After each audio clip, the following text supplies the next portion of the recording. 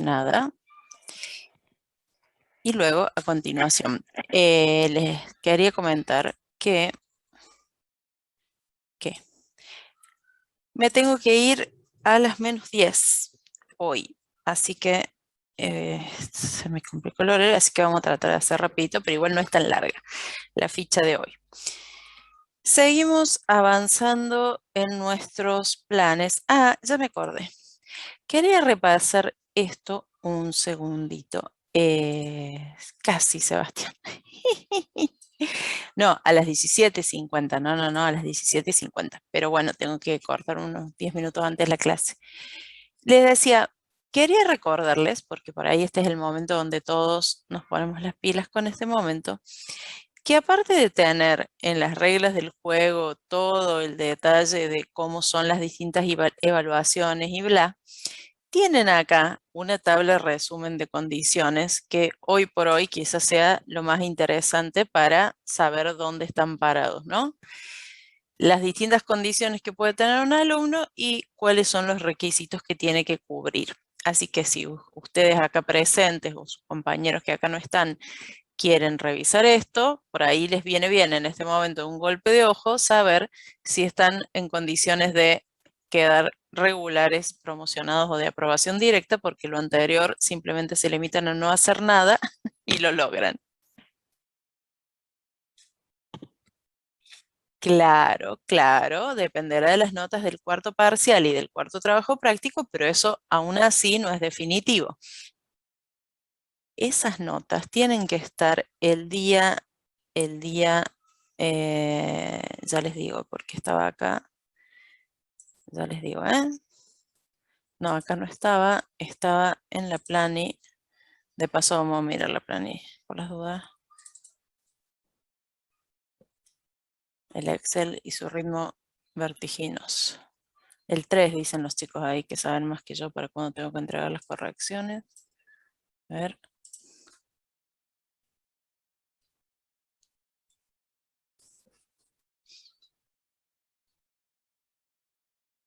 Estamos en octubre. Sábado, 22 horas. Entrega. Octubre, abre TP recuperatorio. Acá está. 3 del 11 a las 22. Ahí está. 3 del 11 a las 22 tenemos que devolver las notas.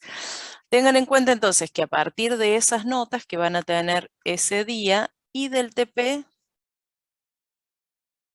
notas parcial, y, sí, dice notas del TP4 y las del parcial. Ajá. El fin de semana emocionante me espera. Bueno,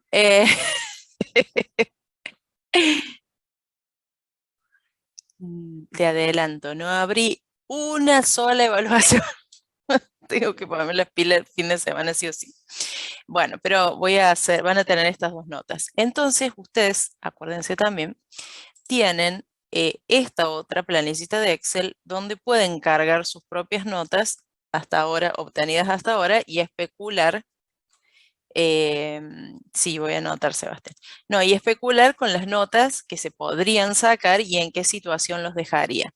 Sobre todo estén atentos al posible recuperatorio, tanto del trabajo práctico como del parcial, para seguir aspirando a la nota o a la condición a la que quieran llegar, ¿no? O sea, acordarse que el recuperatorio puede reemplazar al peor de los parciales que hayan rendido hasta ahora, que no necesariamente tienen que ser los 4, y que hay distintas combinaciones en las cuales ustedes pueden regularizar, ¿no? Para regularizar son los 4 parciales, por supuesto, aprobados con notas menores a 7, o tener los 2 últimos aprobados, o tener 3 aprobados. Uno de los primeros y los últimos 2. Sí, no me vendría mal, Lucas, pero no, basta porque hay que concentrarse. Entonces, bueno, conclusión. Sobre todo no pierdan de vista el hecho de que se puede recuperar para promocionar. ¿Cómo van a ser los siguientes días? Yo no sé si el profe hizo uno de sus cataratas rojas, que eso me quería chequear ahora, para notificar todo el tema de las clases. ¿Hizo? Cómo me encanta cuando se copia. Yo la tercera línea ya veo 3D y dejo de leer. ¿Cuándo hizo? ¿La semana pasada? Ah, acá está. Bien. Entonces, bueno, está el tema de la tutoría presencial, todo eso, y sobre todo la cuestión de la bimodalidad para el examen recuperatorio, o sea, para el parcial recuperatorio y para el parcial 5. Ambas cosas son opcionales, el recuperatorio y el parcial 5. Y ambas cosas tienen restringido el acceso a las personas que puedan rendirlo, ¿no? En el parcial 5 son las personas que han alcanzado suficientes condiciones para promocionar, que ya las vimos en la planilla, y en el caso del recuperatorio, las personas que puedan rendir un parcial y cambiar algo de su situación actual, ¿sí? No es que pinto, lo rindo. Va a estar restringido a las personas que están en condiciones de modificar su situación. Recuperatorio de análisis y álgebra. Sí, sí, se amontona todo a final del año eso. Es inevitable.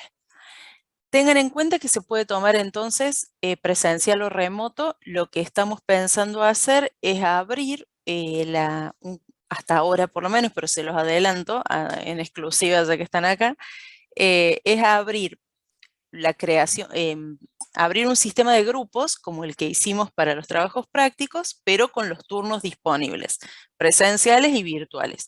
Porque vamos a poner un par de turnos y tiene que ser dentro de la semana, no puede ser un sábado como los anteriores.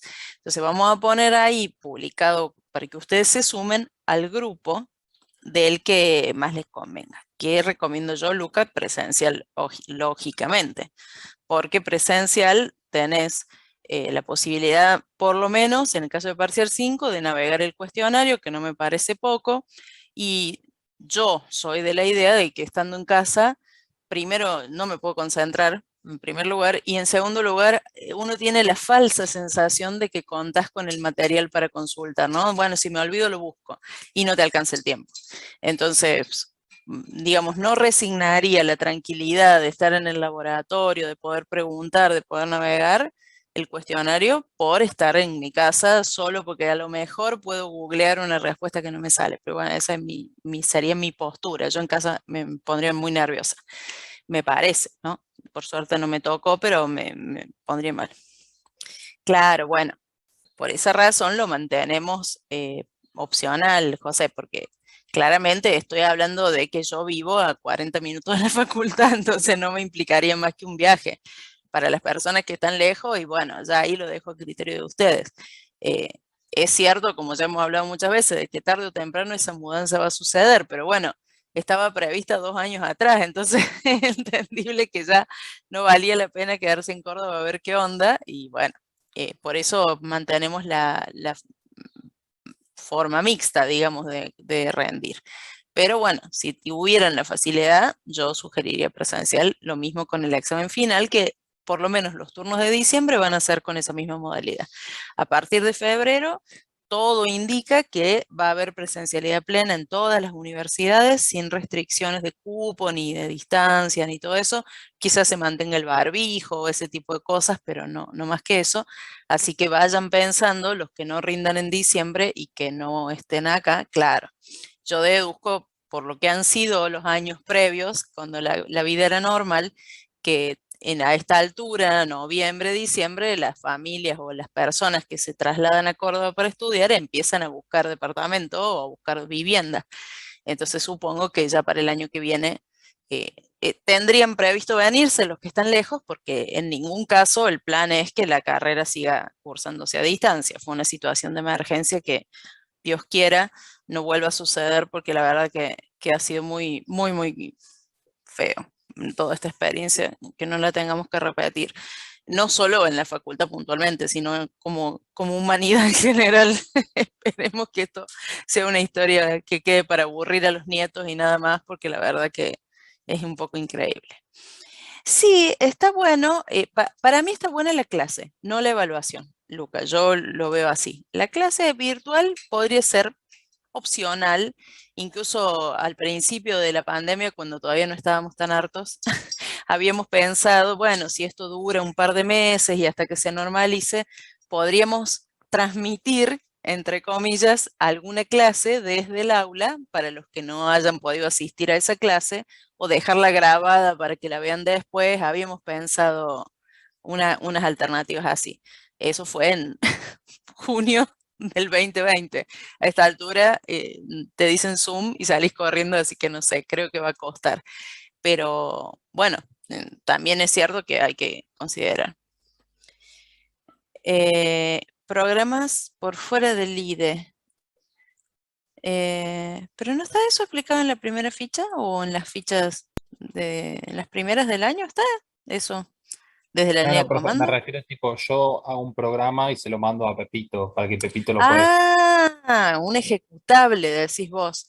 Claro, eso. No está previsto enseñarles y te soy sincero, no me acuerdo cómo se hace, pero debe ser muy sencillo de investigarlo, porque normalmente los IDEs traen se llama un ejecutable, digamos, construyen un paquete que, que tiene, además del punto .py, los necesarios módulos relacionados con ese punto .py que el usuario tiene, con los que el usuario tiene que contar para poder ejecutar el sistema. Entonces, es eso nomás, te arman se llama un deploy o algo por el estilo. Lo investigas un poquito, seguro que lo vas a encontrar y si no, lo chusmeamos por ahí. Pero no es parte de la clase, digamos. Las clases que nos quedan van a ser las clases teóricas, los temas que nos faltan de la última unidad, que son todos conceptuales, orientado al parcial 5 y al final, y en las clases prácticas, ejercicios que sirvan para prepararse para el recuperatorio y para el final. Y es importante destacar esto. En el recuperatorio y en el final, como ya dijimos, no, ahí te conté, Sebastián, pero HTML no es. Parece que no es. Decía, tanto en el recuperatorio como el final, el práctico abarca todo el año, ¿no? Entonces, incluye procesamiento de caracteres, porque siempre se olvidan. Así que atenti, repasen cómo era. Recordemos que el segundo parcial fue un proceso completo de un texto y nada más. Claramente no va a ser así, el examen no es una opción, sino que es una de los ítems a cubrir en el menú, tiene que ver siempre con procesamiento de caracteres. Entonces, puede ser contar las letras P, decir cuántas palabras tienen más vocales que consonantes, no sé, una cosa nada más de las que solíamos hacer con caracteres, pero está incluido. Así que no lo pierdan de vista, sobre todo los que recuperen para aprobar, eh, para regularizar, quiero decir. Y en el final, todos los que rindan práctico, de cajón que van a tener un tema de esos, no se lo olviden. Entonces, lo que vamos a hacer es dedicar estas últimas clases de práctico a repasar eh, hacer ejercicios tipo final o tipo recuperatorio que incluyen algún ítem de procesamiento de texto. Lo que se genera, Sebastián, para no dejarte con la pregunta ahí, es, a ver, un archivo como de dependencias se llama, donde el IDE generalmente revisa el código que vos pusiste y por darte un ejemplo tonto, si vos usaste random, entonces incluye el módulo random en el paquete. Si vos usaste no sé qué cosa, te lo incluye. ¿Sí? O sea, arma un paquete de archivos que no solo tiene el código fuente, sino que tiene los relacionados con ese. Python no es un lenguaje, es un lenguaje interpretado, por lo cual no genera un ejecutable como sí hacen otros lenguajes que se compilan y tienen una versión intermedia entre lo que es el código fuente y lo que finalmente llega a la máquina para ser ejecutado. Entonces es más sencillo ese despliegue, digamos, de la versión ejecutable y requiere solamente los complementos que permiten la ejecución. Una cosa parecida a lo que pasa, vieron con la PySimple que si uno no tiene instalado el componente ese no puede ejecutarlo, bueno, algo parecido es lo que sucede. O sea, genera una especie de instalador que además de lo que ustedes desarrollaron, tiene los complementos necesarios para que funcione. Pero es una cosa simple de hacer, nada más que no está incluido en el programa, no sé. Nunca se nos ocurrió explicar eso. Bueno, vamos por acá entonces. Lo que nosotros vamos a ver hoy es la ficha 26. Y de nuevo nos acomodamos para los que son medios obses como yo. Llegamos a la felicidad de tener de nuevo en orden los números de ficha. Ahí les muestro. Esta, la ficha 26, se llama estrategias recursividad, ¿no? Porque son todas estrategias de resolución de problema. Ese es el tema de esta unidad, ¿no? La unidad 10 se llama estrategias de resolución de problemas y se plantean acá distintas estrategias. Justamente una estrategia es una forma de afrontar un problema, una manera de resolverlo. Bueno, se plantean distintas maneras clásicas, académicas, medias filosóficas de resolver problemas. Y todo lo que hemos venido haciendo hasta ahora también es una estrategia para decir, bueno, si tengo que buscar un mayor, ¿cómo hago? Si tengo que calcular un promedio, ¿cómo lo resuelvo? Eso también es una estrategia, una aproximación a la solución. Pero es propia de ese ejercicio. Todo lo que hemos hecho hasta ahora se concentra, bueno, voy a resolver este problema puntual. El tema en general de estrategias de resolución refiere a problemas clásicos, siempre los mismos, o sea, problemas conceptuales, por eso les digo, tiene un toque, si se quiere, filosófico, y cómo o cómo también conceptualmente se resuelve esa clase de problema. Es teoría de la solución de problemas, podríamos decirlo así también, ¿no? Lo que quiero decir es que acá no va a haber sorpresas, no va a haber un ejercicio que sea, a ver, ordena esto, ¿qué se te ocurre? ¿Sí? No, no va a ser de esa forma, sino que vamos a tener problemas clásicos y sus soluciones desde el punto de vista de la ingeniería, que es lo que nos convoca a estudiar. Bien, esta primera estrategia se denomina recursividad. Una de las estrategias que vamos a ver dentro de la unidad es la recursividad. Y como ven acá en todos los dibujitos que elegí, se refiere a una repetición, ¿no? A algo que se repite, pareciera ser hasta el infinito o casi hasta el infinito. Y un poco tiene que ver con eso, pero justamente la idea es que no sea tan al infinito, porque si no, no nos va a servir como estrategia y de eso nos vamos a ir enterando ahora. Primero, para decirlo conceptualmente, una definición se dice recursiva si lo que se está definiendo aparece en la propia definición. Vieron que a veces en el colegio nos preguntaban, por ejemplo, ¿qué es una persona? Y nosotros decíamos, bueno, es una persona que es como que se te viene a la mente la misma palabra para definirlo. La profesora o el profesor te dice, no repitas la misma palabra en la definición, ¿no? Eh, por ejemplo, no, con persona no aplica tanto, pero sería, ¿qué es una buena persona? Y nosotros, sobre todo cuando somos más chicos y con poco vocabulario, tendemos a decir, y es una persona que se porta bien, ¿no? A eso va. O sea, cuando el concepto que uno quiere definir se incluye en la definición, lo cual es de primera vista parece un error porque da la impresión de que esa definición no se completa nunca, ¿no? Si yo digo, una buena persona es una persona que es buena, entonces empiezo a decir, bueno, pero ¿qué es bueno? No, ¿qué es persona? ¿Qué es y así? Persona, pero bueno, pero persona y no se acaba más. En este ejemplo hay una definición que es recursiva, pero no tiene ese error y dice, una frase es un conjunto de palabras que puede estar vacío, hasta acá no hay repetición, o bien puede contener una palabra, hasta acá tampoco hay definición, hay repetición digo, seguida a su vez de otra frase. ¿Sí? O sea, la palabra frase aparece dos veces. Frase es un conjunto de palabras que puede estar vacío o puede contener una palabra seguida de otra frase, ¿no? Y entonces esta otra frase puede estar vacía o contener una palabra seguida. O esta otra frase, pues, y así se repite, ¿no? La cuestión es esa, entonces. Se define a partir de la misma palabra que trata de cuyo concepto trata de armar. Como les digo, esta definición es recursiva en el sentido de que la palabra frase aparece, trata de ser definida y a su vez aparece dentro de la definición. Pero ese tipo de definiciones, aunque en la vida, que opino yo esto, nos han enseñado a decir que esto está mal, ¿no? No está siempre mal, o hay ciertas situaciones en las cuales aplica. Sin embargo, ante la duda de que esté mal o de que no sea claro, siempre tendemos a buscar otra manera de expresarlo, ¿sí? Entonces, pensando, por ejemplo, en la frase, también se puede decir, una frase es una sucesión finita de palabras que puede estar vacía. Entonces, esto también define una frase sin necesidad de usar la palabra frase dentro de la definición.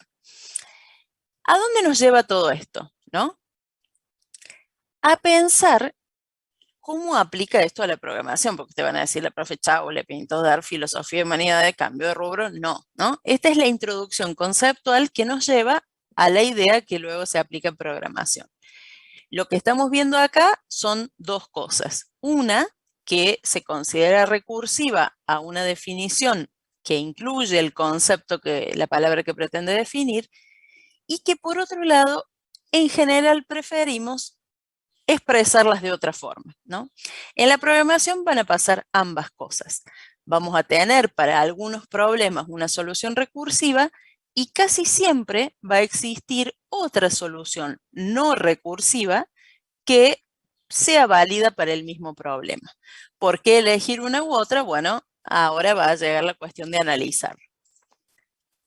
¿Qué elementos tienen que estar presentes en una definición recursiva? Primero, cada vez que se repite que la recursión, tiene que agregar conocimiento, tiene que agregar un dato nuevo. Por ejemplo, tomando el caso anterior, si yo me limito a decir una frase es una frase, esto sí que no tiene fin, ¿no? O sea, la afirmación es recursiva porque la palabra frase aparece 2 veces, pero es una recursividad estúpida porque si yo digo una frase es una frase y por lo tanto la frase es otra frase, eso no termina más, ¿sí? Esa repetición no tiene fin porque no, cada vez que yo repito la palabra frase no agrego nada de conocimiento, no agrego un detalle nuevo al que tenía en la vuelta anterior, digamos. Entonces, no es cuestión simplemente de repetir la palabra, ¿no? Una persona, como les decía antes, para decir que esa definición es recursiva. La definición puede repetir el concepto, pero en cada repetición se tiene que agregar un conocimiento nuevo. Y por otro lado, debe evitar la recursión infinita. En esta definición, una frase es un conjunto que consta de una palabra seguida a su vez de una frase. Una frase es un conjunto que consta de una palabra seguida de una frase. ¿Y qué es una frase? Un conjunto con una palabra y una frase. ¿Y qué es una frase? Un conjunto. Entonces acá, si bien agrega conocimiento, porque menciona que hay una palabra, también es cierto que sigue siendo repetitiva hasta el infinito. Cada vez que yo me encuentre frase acá, esto se vuelve a repetir, ¿no? Cada vez que yo hable de frase, otra vez tengo una palabra, una frase, una palabra, una frase. Entonces, agrega conocimiento. Claro, es cierto, Luca, es bastante parecido a la idea, es un buen punto. De hecho, se comporta de manera similar, porque cada vez que vos concatenas, en realidad lo que estás haciendo es generar otra cadena que tiene la cadena anterior y un valor agregado, ¿sí? Por eso, una de las partes se cumple. Cada vez que la cadena crece, agrego algo más. Si yo a la cadena la concatenara con ella misma, no termino nunca, digamos, ¿no? Entonces, eso sería una idea parecida, pero está buena la analogía.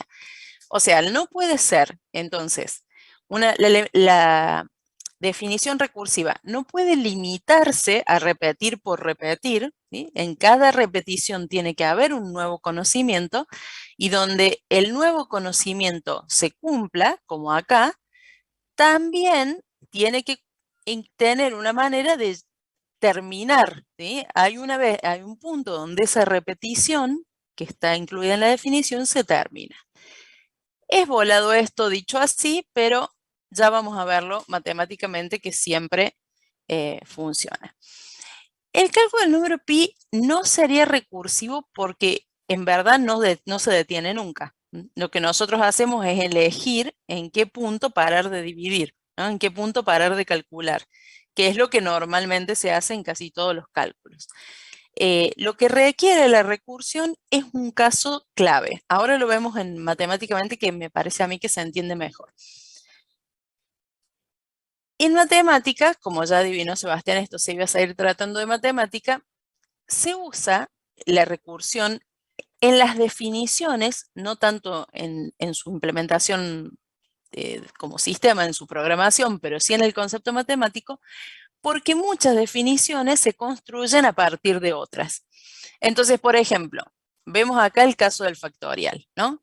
Nosotros sabemos que el factorial de un número n se calcula de formas distintas de acuerdo a si n es igual a 0 o si n es mayor que 0. Si n es igual a 0, se considera que el factorial es 1. Y si n es mayor que 0, entonces el factorial se multiplica, se calcula multiplicando el valor de n por el valor de n menos 1, por el valor de n menos 2, y así sucesivamente hasta llegar a 1. ¿Por qué esta fórmula no es general? Porque si yo tomo esta misma fórmula con 0, el resultado va a ser 0, ¿no? Yo hago 0 por 0 menos 1 por cualquier otra cosa que pretenda multiplicar me va a dar siempre 0. Entonces, esto es una afirmación de la definición del factorial. Si yo calculo el factorial de n y esa n vale 0, entonces el resultado es 1. ¿Por qué? Porque sí, no sé. Porque así está en esta afirmación, no nos vamos a detener en eso porque no terminamos más. Todos lo sabemos y es algo que ya conocemos de una verdad que hemos aprendido a lo largo de los años de estudio. Si lo representamos con un número, decimos el factorial de 4 es 4, o sea, n por n menos 1, 3, por n menos 2, 2, y así hasta llegar a 1, ¿no? O sea, acá no vale lo de los puntos suspensivos porque llegamos a 1 directamente, y entonces el resultado es 4 por 3, 12, por 2, 24. O sea, el factorial de 4 es 24. Esta es la definición general de factorial. Acá no hay ninguna recursividad. ¿Dónde aparece la recursividad? Si nosotros lo analizamos, tomé acá las imágenes de la ficha porque se nota más por la manera en que está coloreado, analizamos la definición general de factorial y vemos que n factorial es igual a n por n menos 1 por n menos 2. Si nos concentramos en la parte azul, o sea, n menos 1 por n menos 2 por n... En realidad, esto sería el factorial de n menos 1. Este es el factorial de n, todo completo, y si lo miramos desde acá, es el factorial de n menos 1, porque la multiplicación descendente empieza en n menos 1. Entonces, podemos generalizar diciendo que el factorial de n es igual a n por el factorial de n menos 1. O sea, reemplazamos toda la parte azul, que equivale al factorial de n menos 1, por efectivamente el factorial de n menos 1. Entonces, la definición matemática queda así. Si n es igual a 0, el factorial de 0 es 1. Y si n es mayor que 0, entonces el factorial de n es n por el factorial de n menos 1. Pensémoslo antes de ver la implementación, así como está matemáticamente. Acá dice que el factorial de n, si n es mayor que 0, es igual a n por el factorial de n menos 1. ¿A qué es igual el factorial de n menos 1? Depende. Si n es mayor que 0, es igual a esa n, o a esa n menos 1, por el factorial, por ejemplo, de n menos 2. ¿Y cuánto es el factorial de n menos 2? Depende. Si n menos 2 es mayor que 0, entonces es igual a n menos 2 por el factorial de n menos 1. Menos 3, digo, perdón, n menos 3. Y así. ¿Hasta cuándo se repite esa situación? Hasta que ante la pregunta, ¿cuál es el factorial de n menos tal cosa? Yo responda, depende. Si n menos tal cosa es 0, sí es 0. Ah, ok, entonces 1. Y ahí la recursión paró. O sea, lo que decíamos antes de la frase, acá se ve claramente en la fórmula. Cuando yo defino el factorial de n de manera recursiva, lo defino en función de otro factorial distinto, no el mismo. No digo que n es igual a n por el factorial de n, porque ahí no para más. Digo que el factorial de n es igual a n por el factorial de otro número que está relacionado con n. Cuando este otro número sea 0, cuando esta operación dé como resultado 0, voy a lograr un resultado distinto, constante. Y ahí para la repetición. Calculo el factorial del número más chico, más chico, más chico, hasta que ese número más chico es 0, y entonces ya no lo calculo siguiendo esta fórmula, sino que va a valer directamente 1. Por eso digo, la definición recursiva siempre debe tener un caso que se resuelve sin depender de la recursión. Una definición en la cual la recursión no está implicada, porque si no, se convierte en algo infinito, ¿no? Esto es lo que dice acá. Siempre me olvido cuando pongo la la animación acá al costado, me olvido y lo digo antes. Pero acá está representado eso, ¿no? Esta resta de n-1 va a implicar otro cálculo de factorial hasta que esa operación dé 0. Y entonces, cuando sea el factorial de 0, se va a resolver como 1 y listo. Ya no va a volver ya deja, repito, de ser recursiva. Queda loco, mas no lo es. Vamos a ver cómo se programa. Siempre cuando nosotros nos empezamos a enredar con los conceptos, la programación nos salva la vida, ¿no? Casi todos los lenguajes admiten una subrutina recursiva, ¿sí? Es decir, una función en la cual dentro del bloque de acciones se llama a sí misma, ¿sí? ¿Qué es un programa recursivo, una función recursiva? Una función que se invoca a sí mismo. Claro, lo que es verdad. Sí, sí, es bastante volado. Sin embargo, no estaba tan al final en casos o en años anteriores, en planes anteriores y sobrevivían los alumnos, aunque no lo crean. Pero está bien enmarcado aquí porque finalmente es una estrategia de resolución específica de cierto tipo de problemas, así que queda bien en esta unidad el tema. Es decir, no va a haber un problema, antes de salir con esto, que diga, dados 3 números, encuentre el mayor y ustedes vayan a hacer un planteo recursivo. No, ¿sí? Es lo mismo que decíamos con el ABM, lo mismo que dijimos antes. Son cosas conceptuales que aplican a ciertos problemas específicos y que en todo caso el interés es académico de conocer estas cosas para, bueno, como parte de los fundamentos de programación, pero no es algo que todos los días te va a poner a programar una función recursiva. Claro que no, ¿no? Pero bueno, es una cosa conceptual que sustenta muchas de las que después usamos. Esta función entonces sería recursiva, ¿no? Si yo digo, hay una def procesar que invoca a procesar, es recursiva, ¿no? Lo hice, yo lo programé, no ves que acá, miren, cuando ustedes en mis presentaciones ven que el código tiene, que se ven colores, es porque lo pegué de PyCharm, lo escribí en PyCharm y lo pegué. Ahora, adivinen si le di play o no. ¿Qué pasa si le doy play? Ustedes qué saben, ¿qué anticipan? Acá en la presentación lo dice, pero ¿qué va a pasar? El programa se rompe, evidentemente, ¿sí? Es un ciclo infinito, como dice José, exactamente. La función se llama a sí misma, se llama a sí misma, se llama a sí misma, hasta que llegue un momento que la memoria se acabe. En realidad no es un error de intérprete, sintácticamente es correcto, ni vamos a tener un error de ejecución. No es que en un momento se va a poner rojo en el compilador y va a decir bla, ¿no? Pasó algo, esta función no se puede llamar a sí misma. Claro, lo que sucede es que se acaba la memoria. Eso es lo que va a pasar. ¿Por qué? Porque cada llamada a función reserva un espacio de memoria para las variables involucradas en esa función. Entonces yo, la primera llamada, reservo un espacio. Claro, después otro, y llega un momento que toda la memoria que tiene disponible el programa se acaba. Los sistemas operativos tampoco son suicidas, ¿no? No es que se clava la máquina entera y de repente quieren abrir Word y no se puede porque está la memoria ocupada. No, los programas tienen, los que están en ejecución, el sistema operativo les concede un espacio de memoria de acuerdo a los recursos que tiene y demás, por eso son recursos limitados, y cuando ve que el programa está enloqueciendo, dice, chao querido, pum, y le suelta, ¿sí?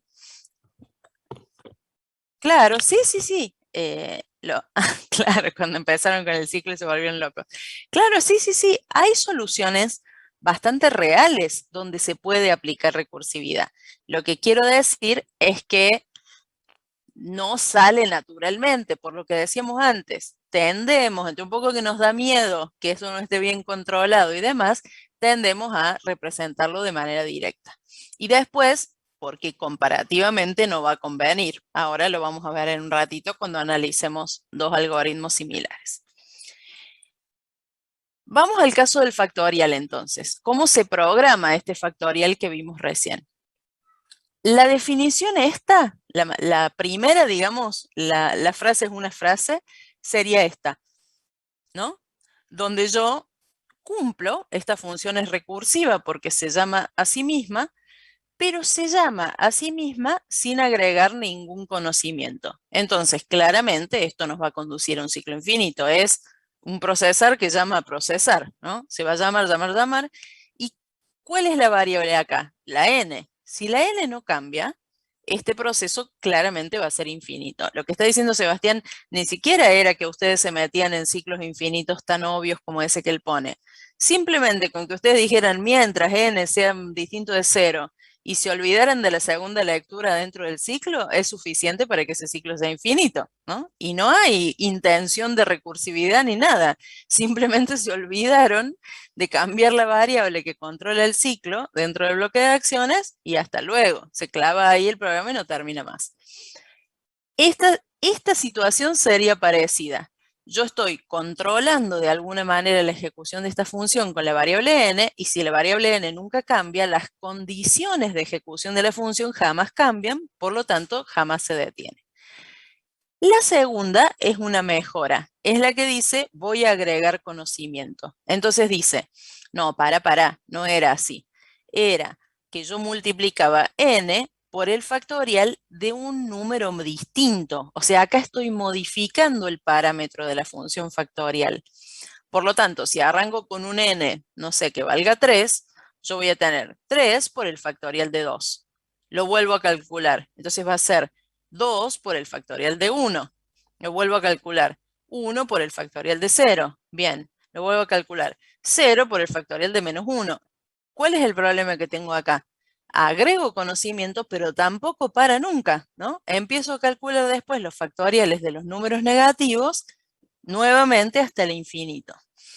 Entonces, la versión correcta es esta, la final. Una versión en la cual hay un retorno previsto donde no está involucrada la recursividad. Este caso, esta condición que evita la repetición infinita, se la suele llamar también el caso base o el caso trivial de la recursividad. Un caso que se resuelve solo, por eso se le llama trivial, ¿no? Se resuelve de manera constante sin necesidad de acudir a un nuevo llamado recursivo. Entonces, en el ejemplo que les mostraba que les comentaba recién, si yo sacara el factorial de 3, diría, ¿3 es igual a 0? No. Bueno, entonces hago 3 por el factorial de 2. ¿2 es igual a 0? No. Entonces hago 2 por el factorial de 1. Vuelvo acá, ¿no? Digamos, gráficamente volvería acá. Claro, muy buena la observación esa. Cuando por fin llega a José, te digo en el chat, cuando por fin la n vale 0, retorna 1. Y entonces da 1 al final la función. ¿Para qué le hice hacer todas las repeticiones? Pues ahora veremos que no. Aquí reside la magia, ¿no? Pero me parece muy bien tu razonamiento, José Marcos, porque es lo que yo también pensaría que pasa. Y lo que pensé honestamente la primera vez que me explicaron recursividad, además de explicar qué es todo este quilombo, además de pensar qué es todo este quilombo, pensé, pero Dios mío, tanto lío para que dé uno. Bueno, no es así. ¿Por qué? Cuando nosotros invocamos a una función, como les decía recién, sea o no recursiva, se le asigna un espacio de memoria para su ejecución. Ese espacio de memoria contiene en general las variables asociadas a esta función, o sea, el parámetro. Claro, Mariano, ahí te estás anticipando a lo que en realidad va a pasar. Muy bien, ahora lo vamos a ver gráficamente. Ese espacio de memoria tiene las variables de esa función, especialmente los parámetros, ¿no? Los parámetros que recibió y las variables que haya declarado internamente. Cuando se invoca a otra función, se le asigna otro espacio de memoria. Pero la memoria, no en vano, se llama stack segment. Esto quiere decir que cada llamada, cada espacio de memoria, se apila sobre el llamado anterior. Entonces, acá tenemos el ejemplo.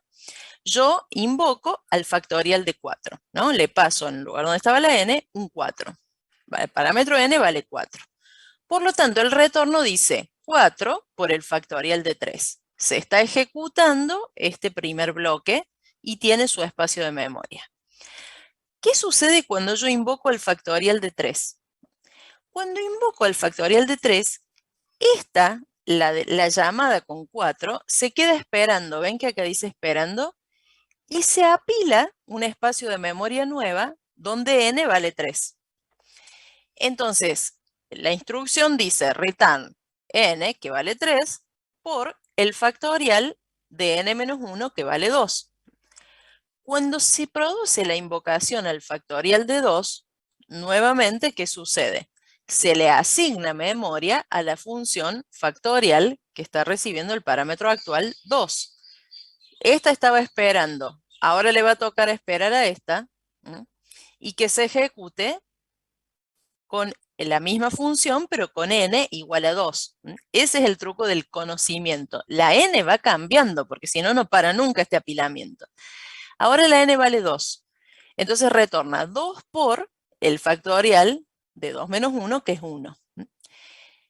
Cuando se invoca el factorial de 1, ya adivinen ustedes, va a haber nuevamente un espacio de memoria para esta llamada y se van a quedar esperando las 3 anteriores. Entonces acá tenemos la vuelta completa. Cuando n vale 1, retorna 1 por el factorial de 0. Y se reserva memoria para una llamada en la cual n vale 0. El parámetro vale 0. Ejecuta y acá ya no dice return n por n menos 1. Dice return 1, porque era la constante que estaba prevista en el if. ¿Se acuerdan del código que dice? Si n vale 0, el código dice, si n vale 0, retorno 1. Si no, retorno n por factorial de n menos 1. O sea, todas estas funciones entraron por el else y esta es la única que entró por el if verdadero, y entonces retorno 1. ¿Qué sucede en este punto? Cuando la última llamada recursiva, la que se estaba ejecutando, por fin termina, porque retornar 1 no requiere de ninguna otra nueva llamada. Empieza a desarrollarse un proceso al que se le llama vuelta atrás o backtracking. La memoria que esta función estaba usando, al lograr un retorno, se libera. Y entonces se atiende a la instancia anterior. Cuando esta termina, se atiende a la instancia anterior. Entonces, ¿cómo sería acá la cosa? Está graficada hermosa para mí en la ficha y por eso lo copié tal cual, porque me tuve tentada de hacer una animación en un momento y digo, no, va a ser más lío la animación que con el gráfico para mí se entiende mejor. Claro, exactamente como una pila, ni más ni menos, por eso se llama stack segment. Esta instancia cuando termina retorna un 1, ¿no? Ese 1, ¿dónde va a parar? A donde había sido invocado el factorial de 0. Entonces, ahora, el factorial de 0 es 1. Por 1 da 2, ¿no? Ese 2 vuelve acá, donde se había invocado el factorial de 1. Y hace 2 por 2, 4. Ese 4 vuelve a la invocación anterior. 4 por 3 es 12. Ese 12 vuelve acá, perdón. Disculpe, me 2 por parece 1 es que 2. Es 1 por 2, 1 2. es 1. Sí, sí, tenés razón, Teresa. No, acá lo hice mal. Dije 2 por 2 es 4 y es 2 por 1, 2. Acá me equivoqué. Pero empecemos de nuevo por las dudas. Porque les hice lío.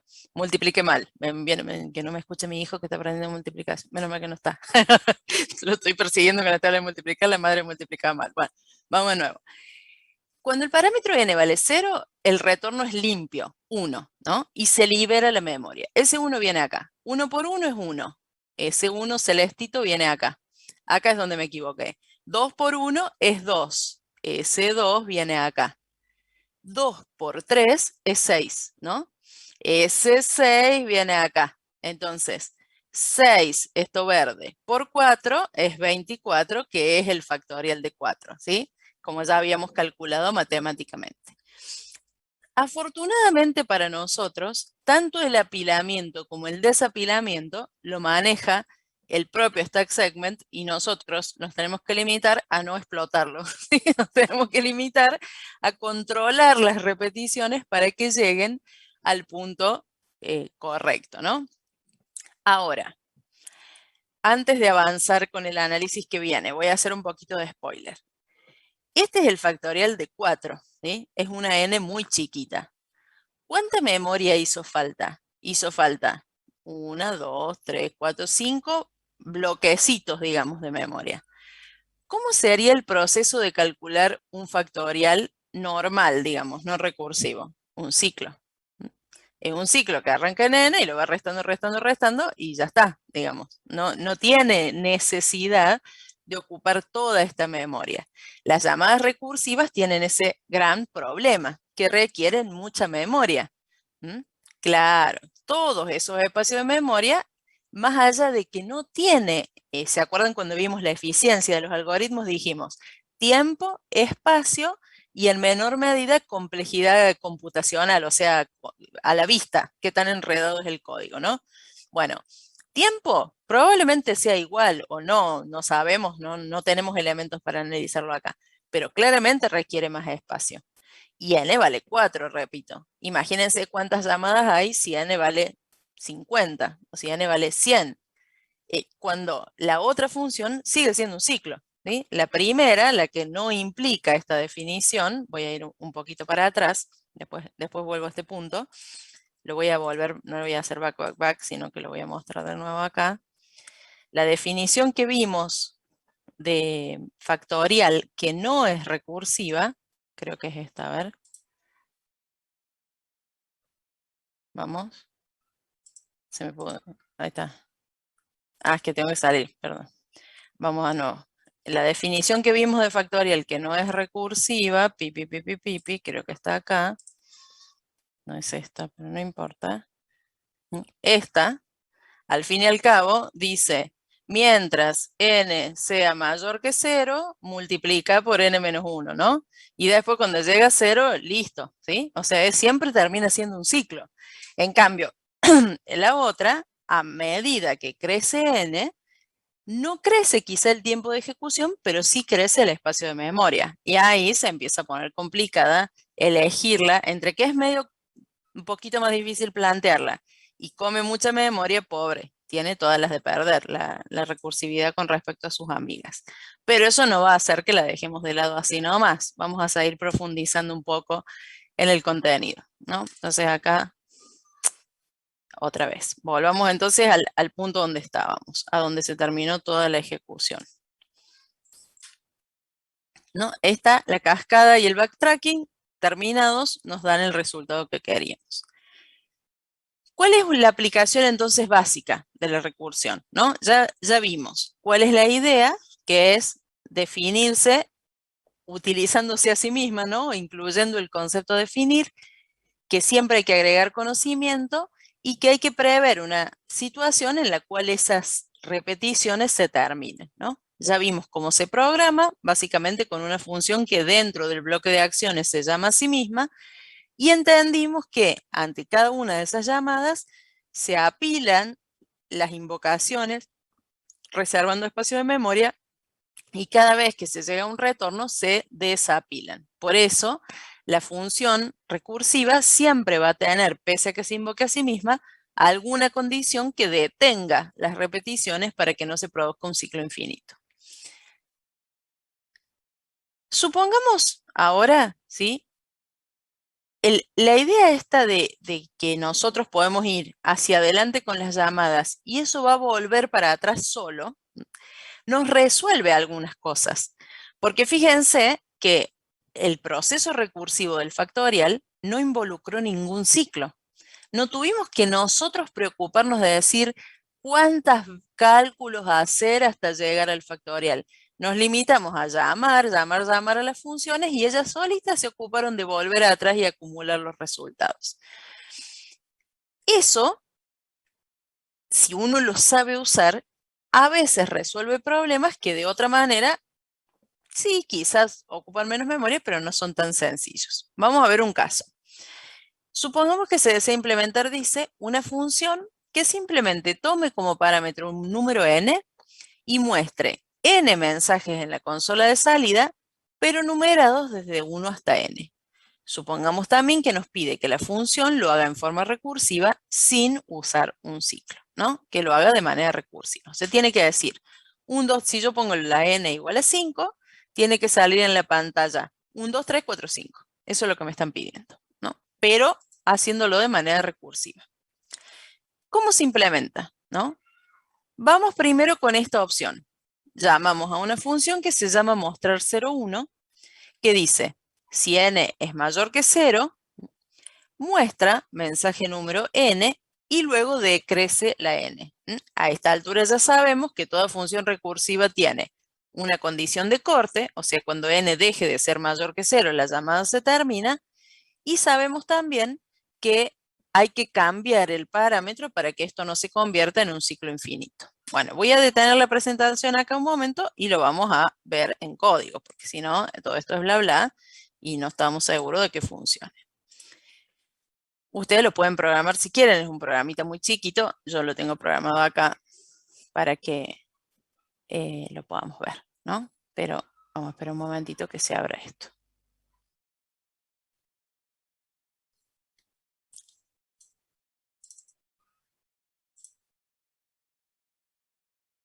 Oh, apreté cancelar. Bueno, creo que ya estaba justo igual. Bueno, acá tenemos la función mostrar 0,1, ¿sí? Por lo pronto no le hagamos caso a esta mostrar 0,2. Voy a hacer. Vamos a hacer un nuevo Python file. Y vamos a copiar solamente la función 0,1. O lo que es mejor, vamos a hacer import. Hoy me dejaré ponerle mostrar, tiene un nombre muy raro para hacer import. Bueno, no importa, le pego acá. Esta es la mostrar 0,1, ¿no? Entonces yo ahora invoco a la función mostrar 0,1 y le paso el valor n. Por ejemplo, le paso un 5, ¿no? Lo que quiero que suceda acá es que aparezca 1, 2, 3, 4, 5, ¿no? Esa es la intención. La ejecuto y miren lo que pasa. Mensaje del número 5, 4, 3, 2, 1. O sea, se detuvo, no es infinito, la llamada recursiva funcionó, pero los números aparecen en el orden inverso a lo que yo quería. Yo quería que diga 1, 2, 3, 4, 5 y empieza desde el 5. ¿Cuál es la explicación para esto?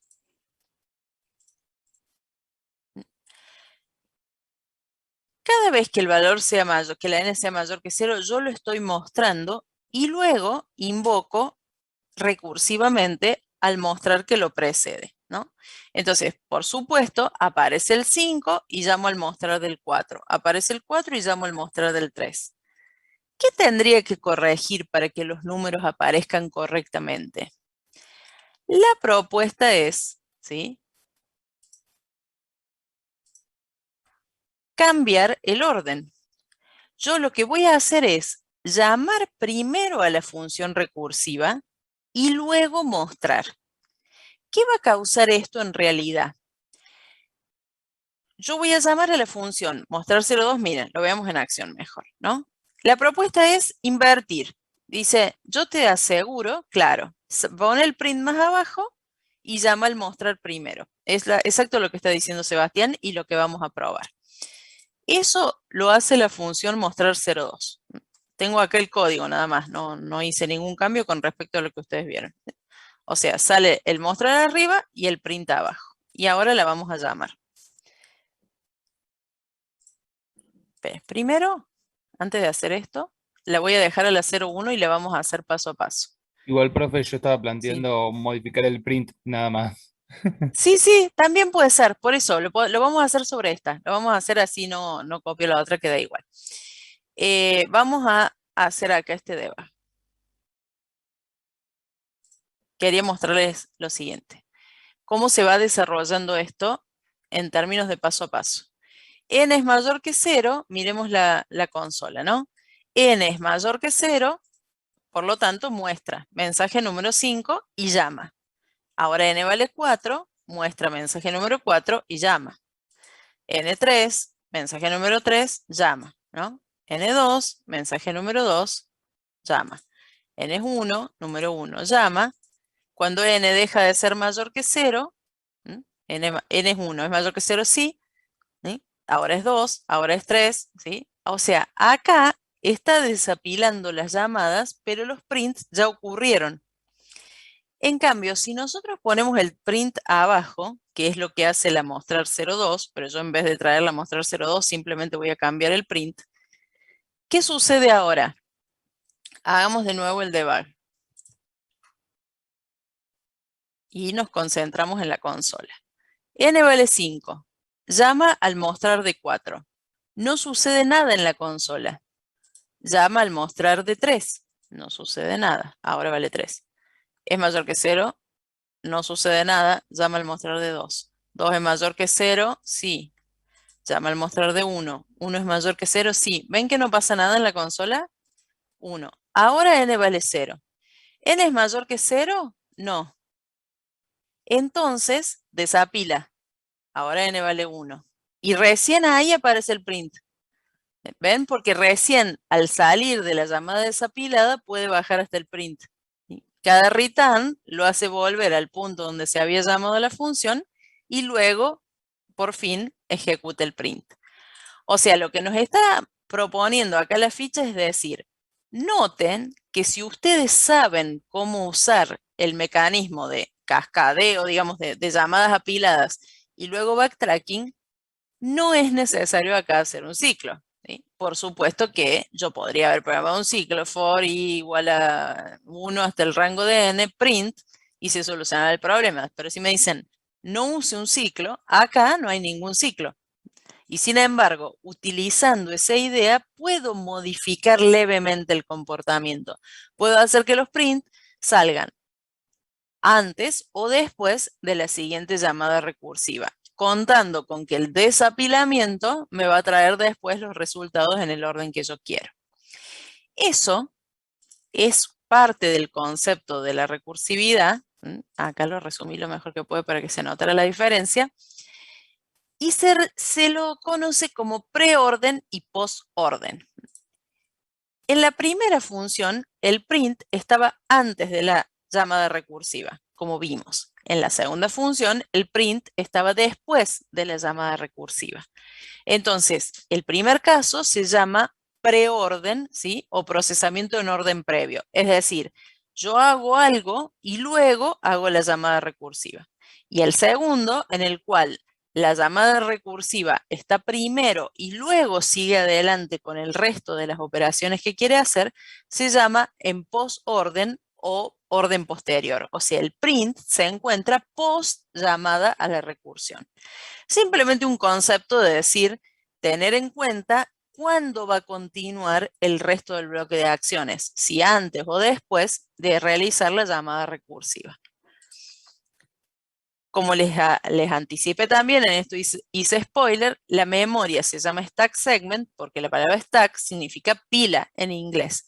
Y justamente los llamados se apilan y por eso el último llamado que se realizó es el primero que se ejecuta. ¿Sí? Cada uno que se va llamando, cada llamada que se va realizando se coloca encima, si pudiéramos representarlo gráficamente, del anterior, y cuando por fin se liberan, se van liberando en primer lugar la que entró al final, ¿sí? O sea, el comportamiento es exactamente como hemos aprendido nosotros en el concepto de pila.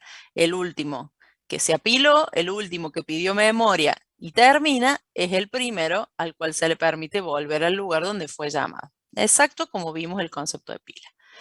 Entonces, este es un ejemplo en el cual el problema que vamos a hacer, que vamos a resolver, no es naturalmente recursivo, como fue el caso del factorial, pero sí se puede resolver recursivamente.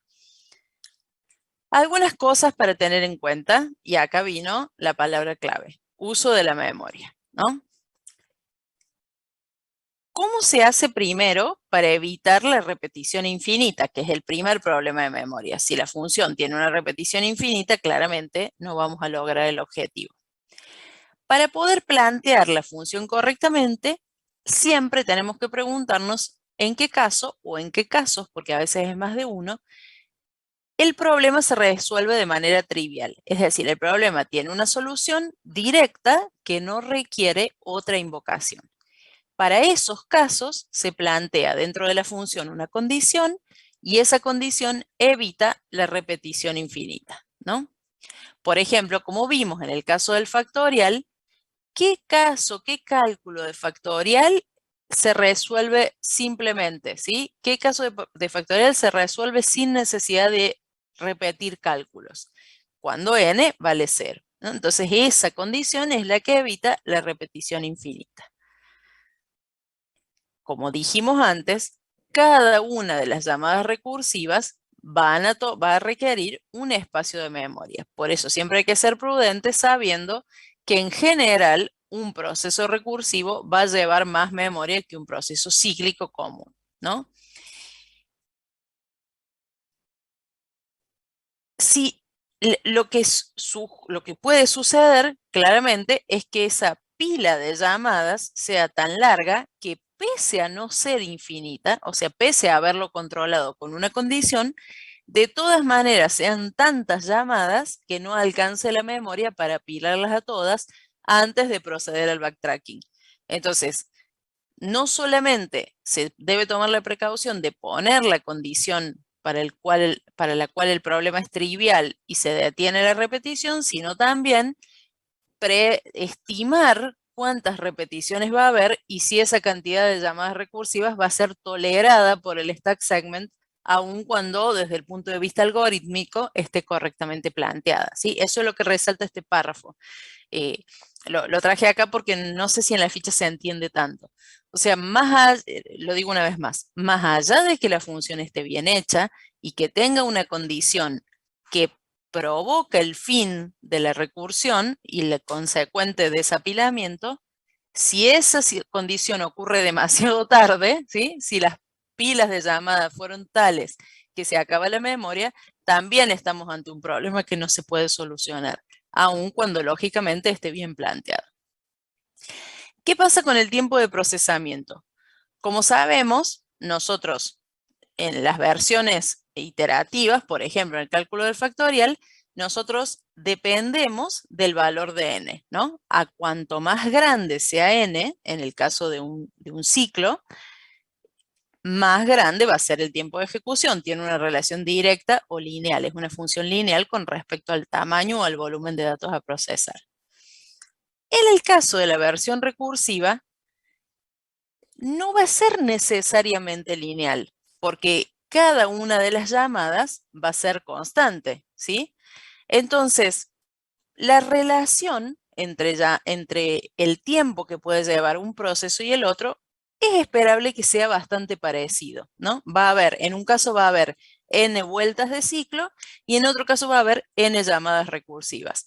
Como cada una de esas recursiones en sí misma tiene un tiempo constante, si hablamos del factorial, porque simplemente multiplica y nada más, multiplica dos números, entonces al final n llamadas recursivas versus n vueltas de ciclo, puede que el tiempo sea similar. El desafío entonces se encuentra en el uso de la memoria. Y el tercer ítem, que como ya les anticipé también, al momento de analizar complejidad, lo habíamos tenido en cuenta como un factor secundario, pero igualmente relevante, es lo que se llama complejidad aparente. Es, si yo miro el código, ¿qué tan difícil me resulta entenderlo? Pues bueno, depende si vos sos inteligente o no. Bueno, para la inteligencia promedio, ¿qué tan difícil es entenderlo? O si yo tengo que hacer un cambio, ¿qué tan complejo es modificar este código para que se adapte a una nueva situación problemática? A eso se refiere la complejidad aparente, ¿no? La palabra aparente sugiere apariencia, cómo se ve, qué tan complicado se ve el código, más allá de lo que implica en tiempo y en memoria, ¿no? Es una situación un poco más subjetiva que las anteriores, porque como dijimos, bueno, para Einstein nada es difícil y para alguien que no lo entiende o que lo ve por primera vez, bueno, la intención es utilizar parámetros de comparación parecidos. Si yo expongo una persona estándar a estos dos códigos o si le doy un golpe de vista, lo veo por primera vez, ¿cuál parece ser más raro o más complicado de seguir? Claramente va a depender del conocimiento previo que tiene quien se enfrenta a ese código, ¿no? Si lo vemos desde el punto de vista del factorial, en este factor, en esta cuestión de la complejidad aparente, están parecidos. Porque si uno ve el código de la versión recursiva, es precioso, ¿no? Es casi idéntico a su definición matemática.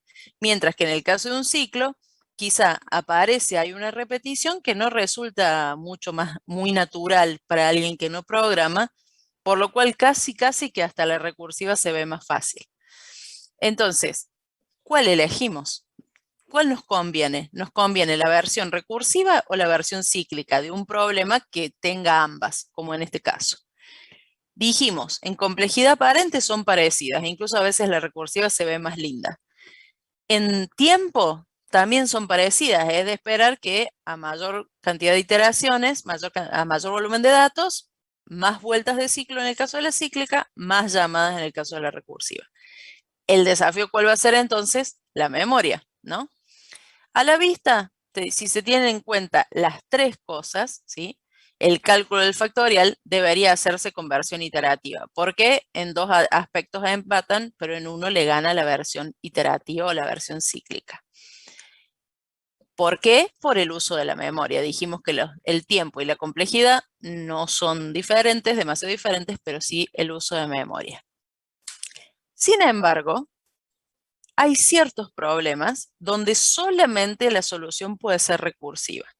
Por suerte para ustedes, ninguno de estos problemas son parte de esta materia, así que no se van a enterar. Pero el consejo general es, si ante un problema hay una solución cíclica o iterativa y hay una solución recursiva, utilice la iterativa, porque va a consumir menos memoria, aunque tiempo y complejidad sean equivalentes. Sin embargo, para aquellos problemas que solo se resuelven con recursividad, como pasa con el recorrido de estructuras de datos como son los árboles o los grafos, o el caso de los fractales, que los van a ver en el práctico, como dibujar fractales. Todas estas imágenes, o casi todas las que estuve usando acá, son ejemplos de fractales, pero no le voy a arruinar la sorpresa al profe Jorge, así que lo voy a dejar. El del viajero no se resuelve con recursividad en realidad, Sebastián, se resuelve con fuerza bruta, pero ya lo vamos a ver.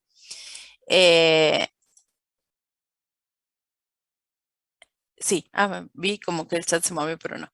Entonces, en resumen, se puede usar recursividad cuando sea la única alternativa posible para resolver un problema. Y vamos a ver entonces lo que pasa justamente acá con la sucesión de Fibonacci. Lo primero que pasa es que se me desplazó el dibujito. No sé por qué. Así que lo voy a acomodar.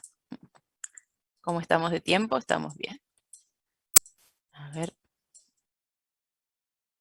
Sí, estamos bien. Lo que quiero saber es por qué se movió esto.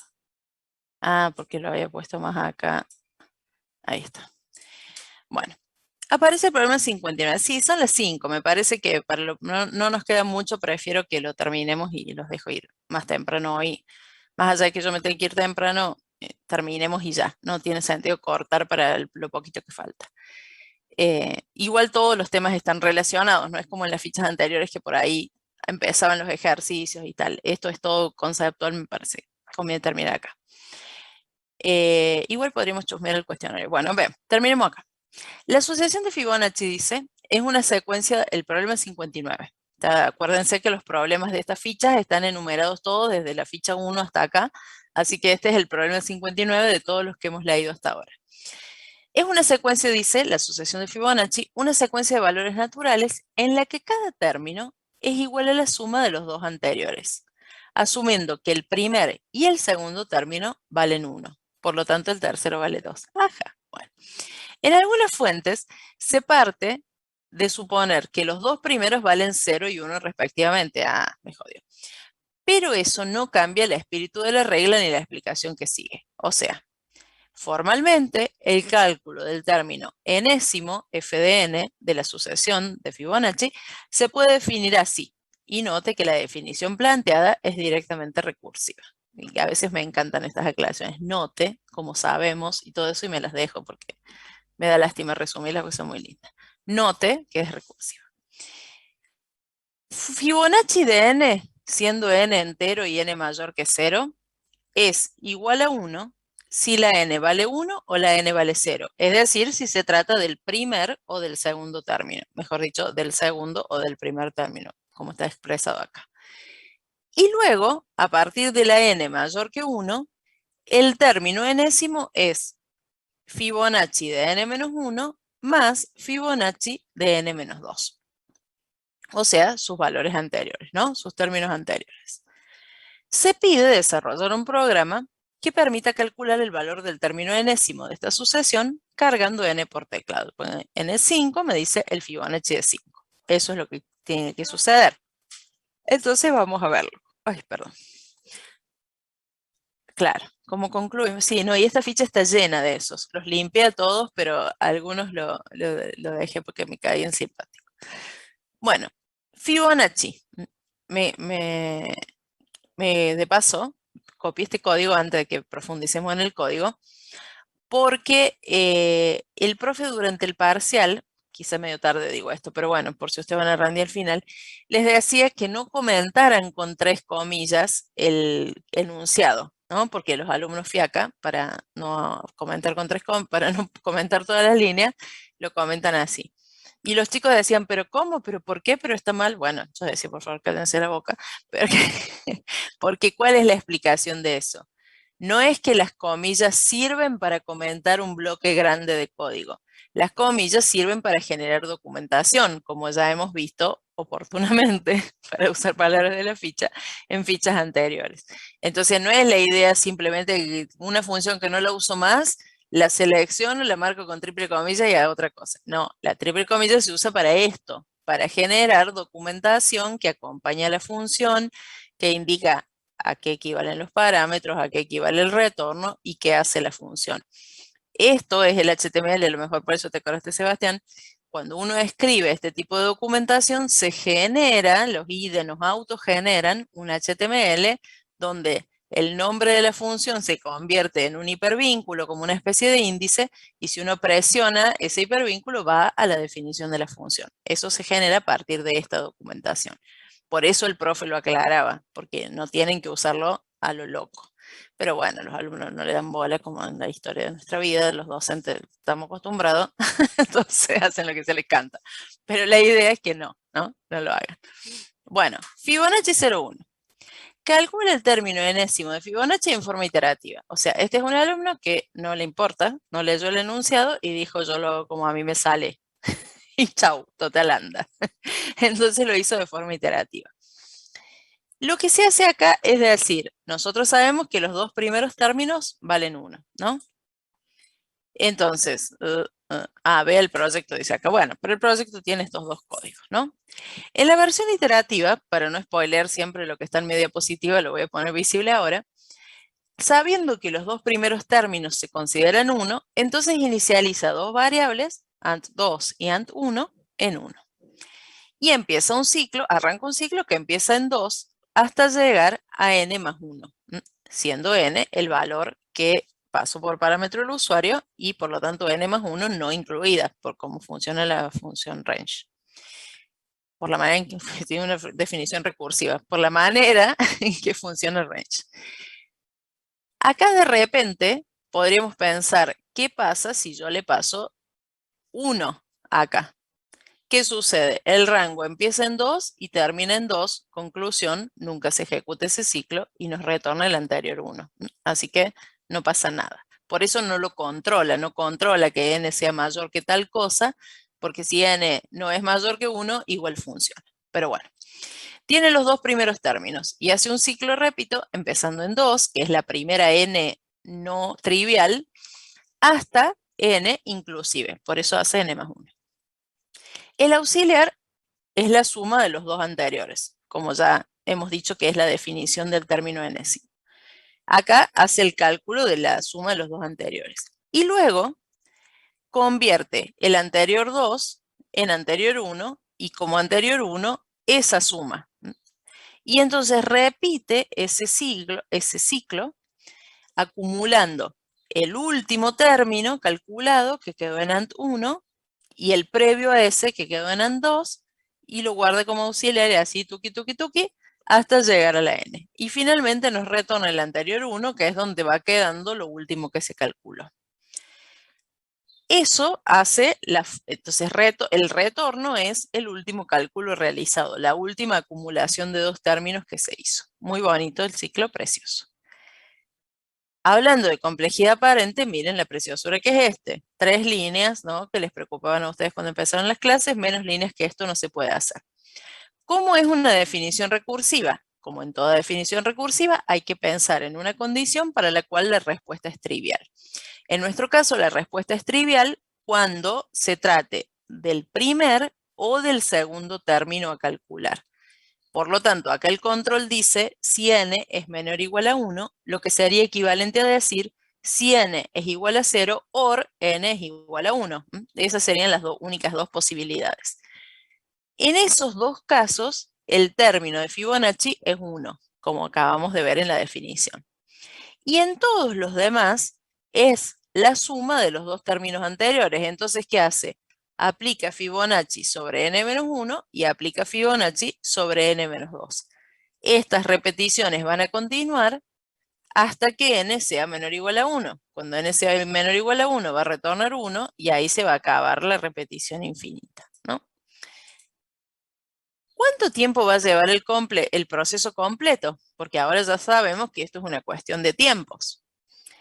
Si vemos las llamadas, en el caso de la primera función, ¿sí?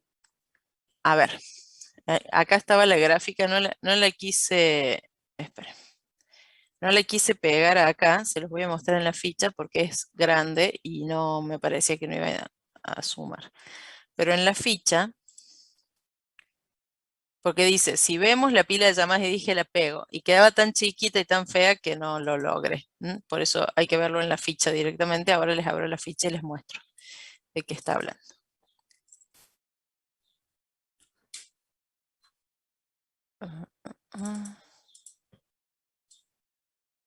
Esto está aquí, ¿ven? Por eso no la pegué porque me parece que no se iba a entender nada.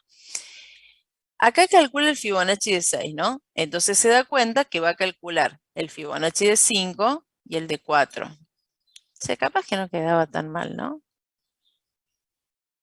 ¿Por qué no le quise poner acá? ¿Qué me pasó? Estaba cansada, el profe no quería hacer. Ah, ya sé, no me entraba el gráfico y la explicación, eso, ahora me acordé. No me entraba el gráfico y la explicación, quedaba la explicación chiquita, el gráfico descolgado y no se podían analizar las dos cosas a la vez, entonces por eso lo dejé así, ya me acordé. Bueno, esto que está representado gráficamente, yo creo que uno igual se lo puede imaginar. Si yo calculo el Fibonacci de 6, voy a tener que llamar al Fibonacci de 5 y al de 4. El Fibonacci de 5 va a llamar al de 4 y al de 3, por la forma en que se calcula. Mientras que el de 4 va a llamar al de 3 y al de 2. El de 4 acá va a llamar al de 3 y al de 2. El de 3 va a llamar al de 2 y al de 1. El de 2 al de 1 y al de 0, ¿no? O sea, cada uno llama al Fibonacci de sus dos predecesores. Hasta que finalmente llega al Fibonacci de 1 y de 0, que son los triviales, y acá se detiene. Entonces acá se ven dos cosas.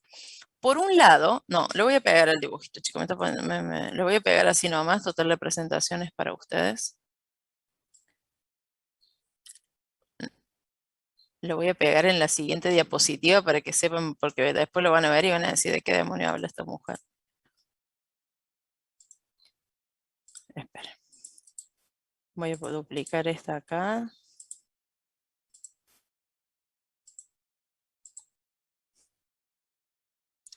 Y voy a poner acá el dibujo.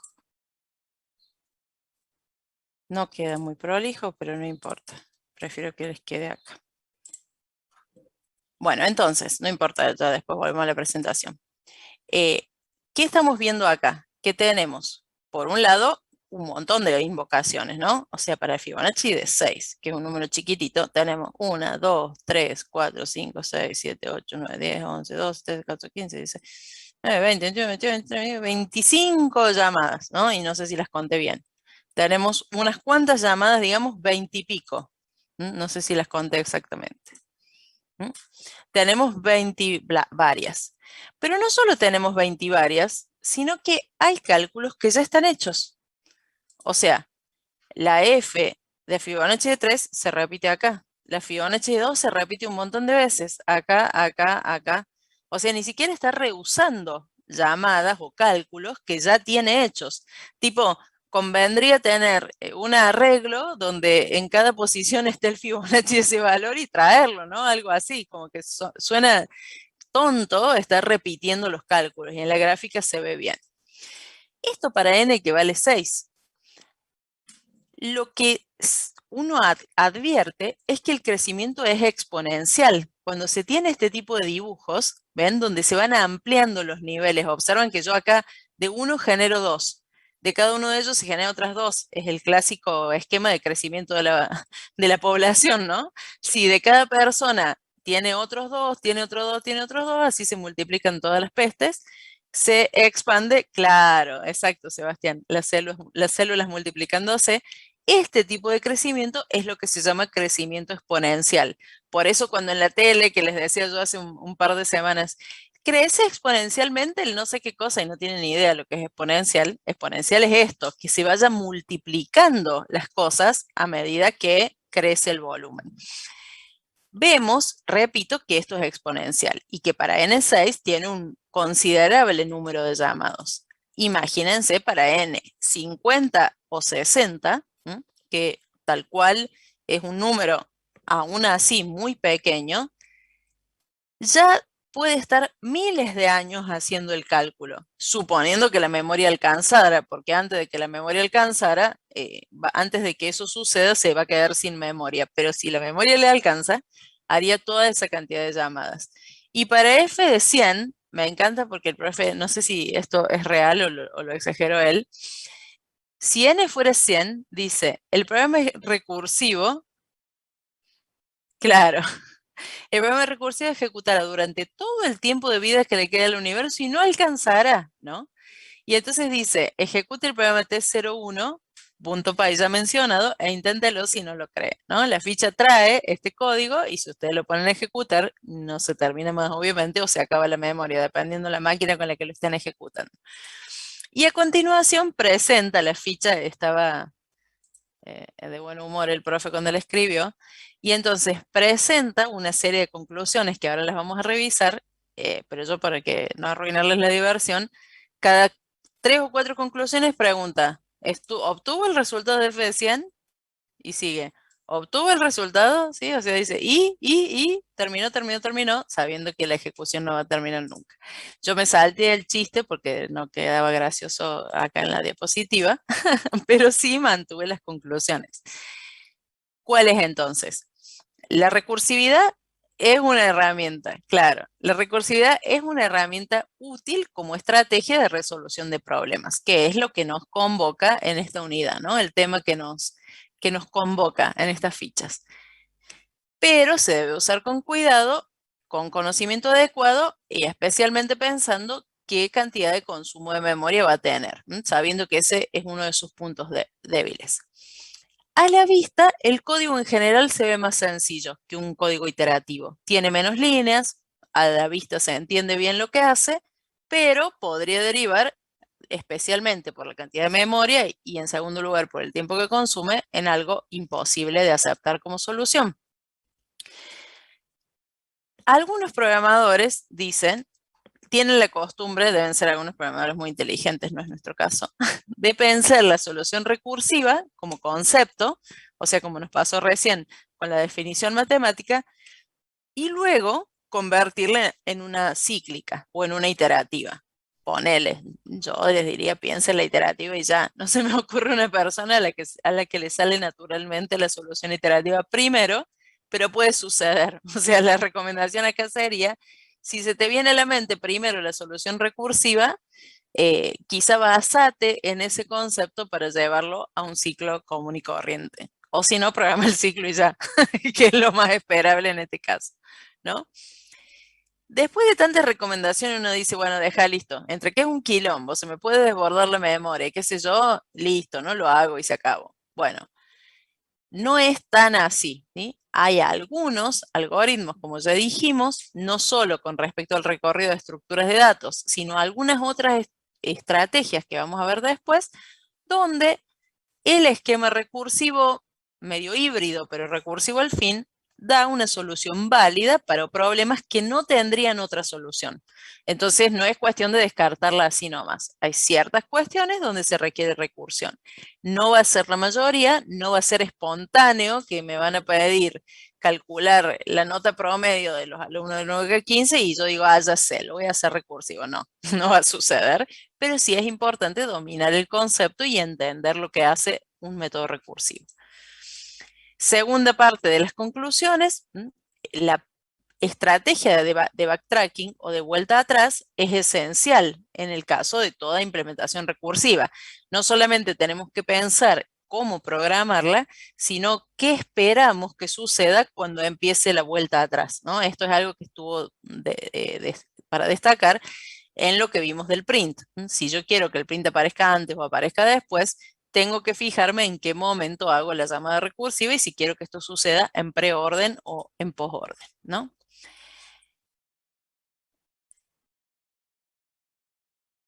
El enfoque pesimista dice, bueno, está bien, esas estrategias que decís vos que se usa, claro, claro, ahora todo querían hacer recursivo a los alumnos. ¿Puedo ordenar de mayor a menor recursivamente? No.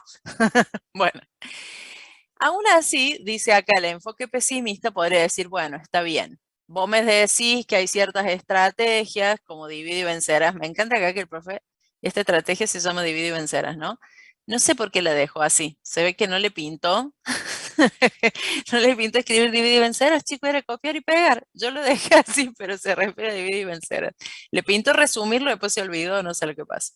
Bueno, estas dos estrategias que las vamos a ver después, divide y vencerás y backtracking, otra estrategia aparte de recursividad, usan la recursividad. Entonces dice, un enfoque pesimista diría, bueno, pero la usas en esa estrategia que quién las emplea, ¿no? Así nomás la recursividad sola no sirve de nada.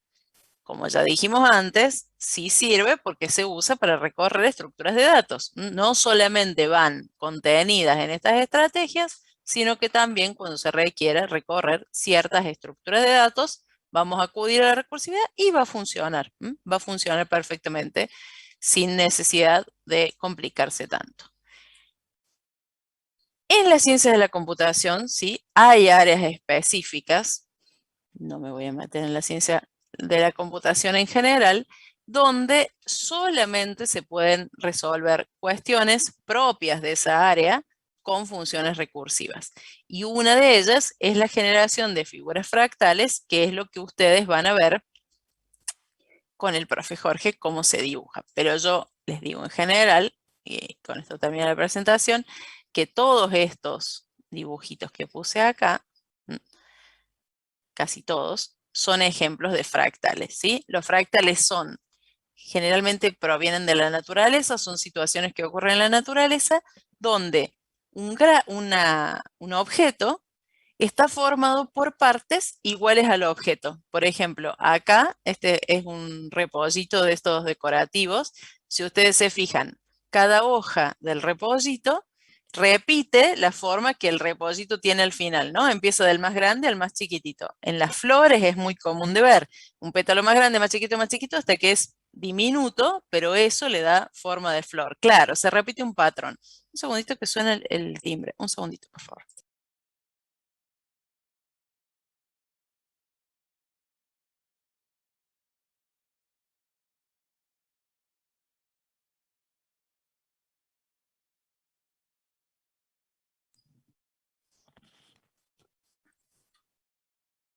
Ahí está. Exacto, el patrón se repite, como dice Sebastián, y acá, por ejemplo, en esta hojita, que por ahí no se nota tanto, cada hoja, o sea, la hoja tiene forma, digamos, de un triángulo. Bueno, y si ustedes se fijan, cada una de las partecitas son iguales a la hoja en general, tiene un palito y otras hojitas que forman la hojita, que forman las hojitas, bien, ¿no? Y acá, por ejemplo, no es de la naturaleza, pero si ustedes observan esta galería, tiene dos tramos y entre los dos tramos es igual al que sigue, al que sigue, al que sigue, y a su vez todos los tramos forman una galería. Bueno, y el caso más clásico es este de las caparazones de los caracoles, donde se van formando círculos, ven, cada vez más grande, y la distancia, lo habrán visto, que se forma, que se genera en esta figura, sigue perfectamente el concepto de la sucesión de Fibonacci. Por eso lo usé acá para representar ese tema. Hay un dibujo clásico, lo habrán visto, de un círculo que se va como agrandando, agrandando. Esa, Sebastián, me gusta cómo sabes cosas que yo las vi pasar, pero no me sale la palabra. Esa se representa en la naturaleza en esto. Entonces los fractales, más allá de su interés estético, que están buenos para generar y que de paso van a ver un poco de programación gráfica con Python, eh, tienen sobre todo esta curiosidad de que sucedan en la naturaleza, porque si nosotros los generamos artificialmente, bueno, es una figura caprichosa, una forma caprichosa, arbitraria, pero que la naturaleza lo haga siempre ha sido motivo de interés para la humanidad y por eso se analiza esa formación y se implementa con recursividad. La verdad que sí. A mí, por ejemplo, personalmente me gustan mucho las plantas y me parece fascinante eso. La manera en que mantienen siempre la proporción, digamos, de las formas, de cómo se van creciendo sobre sí mismas. Bueno, es un fenómeno que es muy de la naturaleza, muy interesante. Bueno, chicos, Hoy terminamos antes, no los voy a castigar. ¿Quieren que veamos el cuestionario? Lo vemos. Si no, los dejo descansar. Siempre los tengo corriendo hasta el último minuto, así que hoy si quieren los perdono. Que abran el cuestionario, a ver. A ver, vamos a ver. Vamos a ver. 21, no, acá. A ver, vamos a ver, vamos a ver. Si lo podemos resolver, resolvemos, si ganan un poquito de tiempo. Total, lo de la ficha, todo lo que hay ahí, ya lo vimos, así que cumplimos. Cuestionario 26. A mí me salen todos ocultos, pero ustedes los ven. A ver qué trae. Bueno, tratemos, si total estamos acá. Tenemos un ratito más. Tratemos de resolverlo. Ya saben que yo submit. Ah, venía a aclarar eso, ¿no? Yo submit no, submit no. Bueno, dice, el cálculo del valor a la n, suponiendo a mayor que 0 y n mayor o igual que 0, y sabiendo que si n es igual a 0, entonces a la 0 es igual a 1, lógicamente, es igual a multiplicar n veces el número a por sí mismo. Por caso, 5 al cubo es igual a 5 por 5 por 5, igual a 125. Sabiendo esto, ¿cuál de las siguientes sería una definición recursiva matemáticamente correcta de la potencia? O sea, de a elevada a la n. Primero, tenemos en cuenta el caso trivial. Si la n vale 0, entonces el resultado es 1, ¿no? Por lo tanto, analizamos todos los que digan que si la n vale 0, el resultado es 1. Luego dice, las condiciones de este lado son iguales a mayor que 0. Bueno, lo que nos interesa entonces es cómo plantea la potencia. Una posibilidad es a por la potencia de a elevada a la n. Esto que va a ser una definición infinita, ¿no? Porque si seguimos con el mismo exponente y la misma base, las llamadas recursivas no se terminan más. Esta es la misma base con a más, o sea, es el valor, por ejemplo, el 5, vamos a usarlo con 5. 5 más la potencia de 5 al cuadrado. Este más no me convence, porque la potencia es con multiplicación. Este dice a, por ejemplo, 5 por la potencia de 4 a la n. No tiene sentido cambiar la base, definitivamente no. Y este, que es a por la potencia de a con un exponente menos, este es el correcto, claro. Para mí, el d. No sé en qué orden les aparece a ustedes, pero para mí es el d. No para mí, en mi opinión, sino para el orden que aparecen mis opciones, es la d. O sea, multiplicar la a por la potencia de a con un grado menos en el exponente.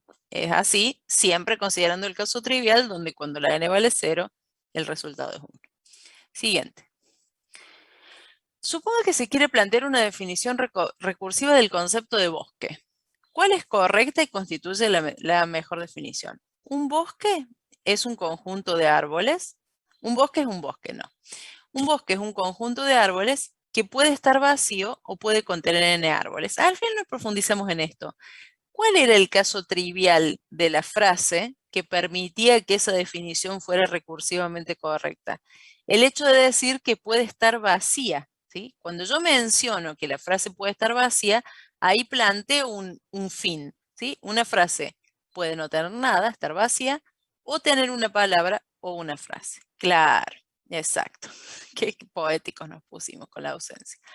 Bueno, o que puede contener n árboles con n mayor que 0. Un bosque es un conjunto que puede contener uno o más árboles agrupados con otro bosque. Esta definición, no la tilde, bueno, se tildó sin cara, no importa. Esta definición, uno o más árboles agrupados con otro bosque, es una definición que agrega conocimiento porque dice uno o más árboles, pero repite la idea de bosque y por lo tanto no se termina más. Un bosque, es la obviedad de la recursión, así que esté seguro que no. Un bosque es un conjunto de árboles que puede estar vacío, lo mismo que acá, o puede contener uno o más árboles agrupados con otro bosque. Estoy dudando entre la A y la D. La C, claro que sí. Que puede estar vacío o puede contener uno o más árboles agrupados con otro bosque. Claro, esta no es recursiva porque no dice bosque. O sea, no usa la palabra bosque en la definición. Es correcta, pero no es recursiva, ¿sí? Esto define lo que es un bosque, pero en ningún momento incluye la palabra bosque en la definición. Entonces, es esta. La D. Siguiente, para mí la D. ¿Cuál es de los? No me gusta cuando hay que tildar más de uno. Chao. Acá abandono el cuestionario. Yo imagínate, me quedaba libre en mayo. ¿Cuáles son factores esenciales para el análisis de eficiencia de un algoritmo? Bien. Complejidad aparente, sí. Diseño de interfaz de usuario, no. Tiempo de ejecución y consumo. Ah, bueno, no era tan difícil porque son los 3 que estuvimos repitiendo recién. Menos mal, mira, porque si no lo dejaba. Claro, por eso digo, la profe llegaba al cuestionario 4 y abandonaba la materia. Este era el 26, ya estaba harta, imagínate. Es el segundo que hago y ustedes hicieron 25 antes que este. Bueno, chicos, yo es porque estoy mal.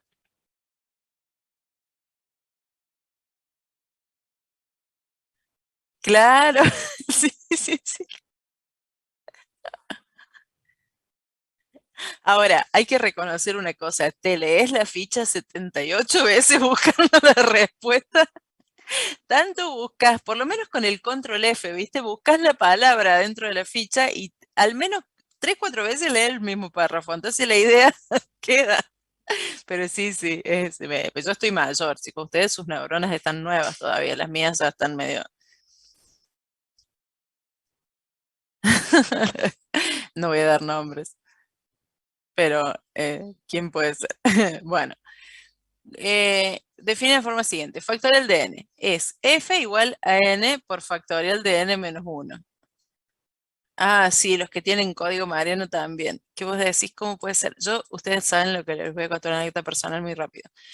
Toda la vida no, pero desde que se instaló Motorola acá en Córdoba, yo quise entrar a trabajar a Motorola. Es como, era la meca en el momento en que yo empecé, o mejor dicho, en el que me recibí, era como la meca para trabajar ahí, había que saber inglés, qué sé yo. Hoy en día hay 500 multinacionales como esa, pero fue la primera que llegó a Córdoba, Motorola. De hecho, ya no existe acá en Córdoba el centro, pero en ese momento era la meca. Todo el mundo que soñaba trabajar era el mejor lugar de Córdoba para trabajar. Bueno, y entonces yo en ese momento daba clases de programación, o sea, trabajaba en una empresa donde programábamos en Visual Basic, como ya creo que les conté, y daba clases de programación en la facu. Y dábamos clases de programación en C++, en C especialmente, que es un lenguaje que Python es hermoso al lado de C, es facilísimo. Es un lenguaje muy rígido, muy estricto, con muchas restricciones. Bueno, un lenguaje jodido para trabajar. Pero yo daba clases de eso, no era programadora de C. Bueno, logro conseguir una entrevista en Motorola. Acorto la historia. Me dicen va a ser múltiple choice. En realidad, Mariano, la materia era en C. Pero el jefe de cátedra de ese momento, que no era Valerio, era una persona así que él tenía una mente privilegiada, pero no el resto de su alumnado. Entonces él siempre quería poner cosas nuevas, qué sé yo, y le ponía ciertos conceptos de C++, pero en realidad era de C, ¿sí? Principalmente era de C. Bueno, cuestión que me dicen va a ser múltiple choice, la evaluación, ¿no? Y yo digo, bueno, es múltiple choice en C. Chicos, cuando fui, imagínense lo que era. O sea, era un cuestionario como esto.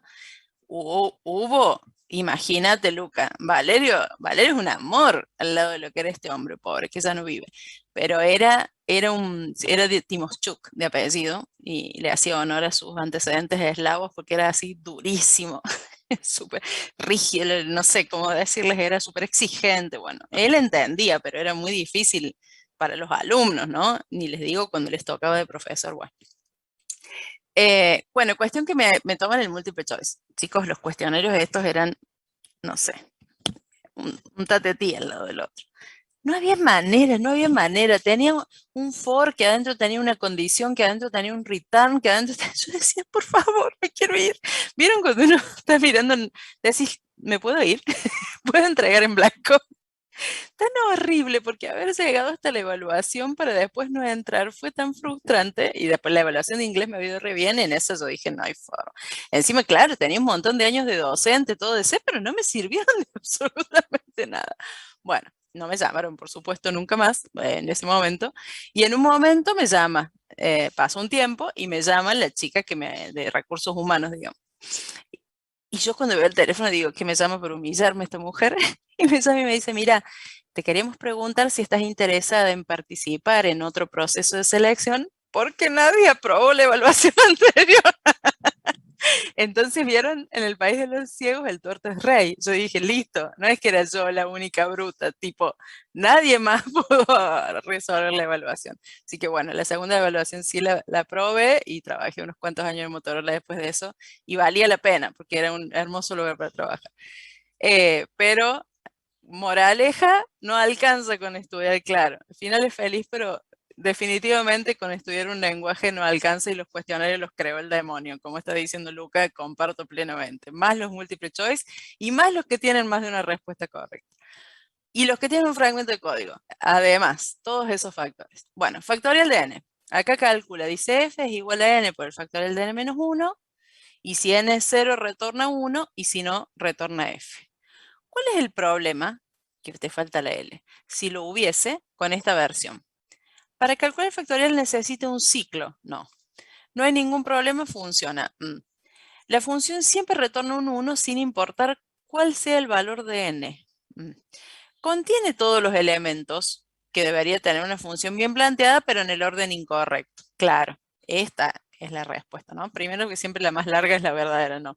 Pero no, es verdad, para lo que venimos viendo, si la llamada recursiva está primero, esto va a ser una recursión infinita, porque nunca va a llegar al punto de evaluar la condición que corta las repeticiones.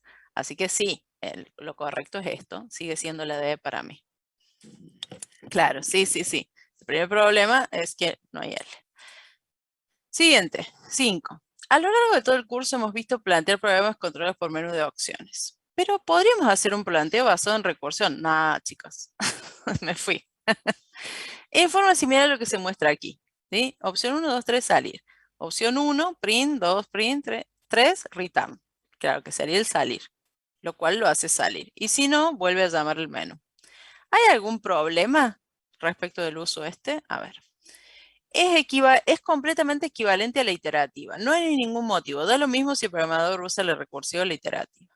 No hay ningún problema. Y no solo eso, la versión recursiva es más simple y compacta. Incluso es preferible. ¿Por qué no lo hicimos así?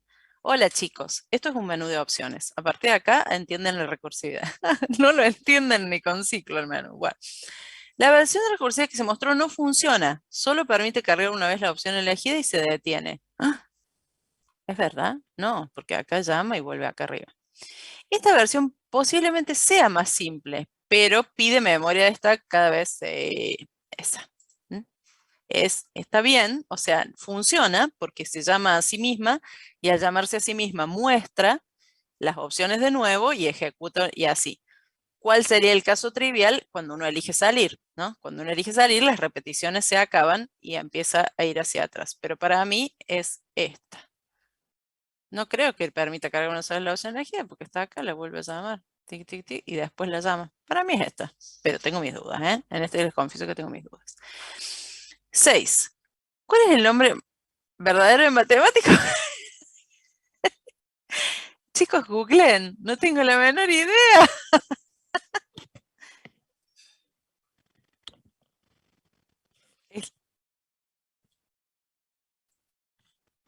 ¿Está en la ¿Pero está en la ficha? No.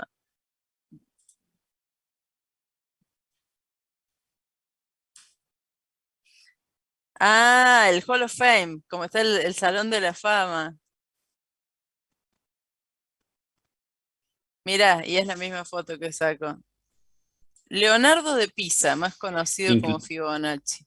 Inclusive si le haces clic ahí en Fibonacci, te larga la info. No, en Es en una el ficha. mismo cuestionario. Ah, acá. Ah, mira, para que sepa, muy bien. Claro, porque hay un recurso que se llama Fibonacci dentro de la aula virtual, por eso te la mando. ¿Y por qué le decían Fibonacci? A ver, mira, justo acá me va a responder. Porque su padre Guglielmo, a quien se conocía como Bonacci, simple y de buenas intenciones. Ah, de ahí el bonachón. Entonces él es Fibonacci, o sea, Filius de Bonacci. Pero mira vos, qué. Sí, nunca me iba a acordar más. Leonardo Pisano, me voy a acordar que se llame Leonardo nada más y nada más. Me muero, chicos, esta sí que me muero. Te toca en un final y va a decir, me estás cachando, diría Franchi. Bueno, el producto de dos números A y B mayores o iguales a 0 es en última instancia una suma.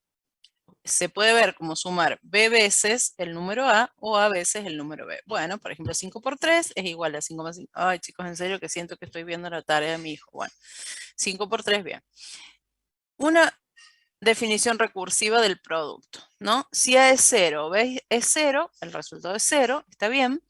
Y si no, es A más el producto de A por B menos 1.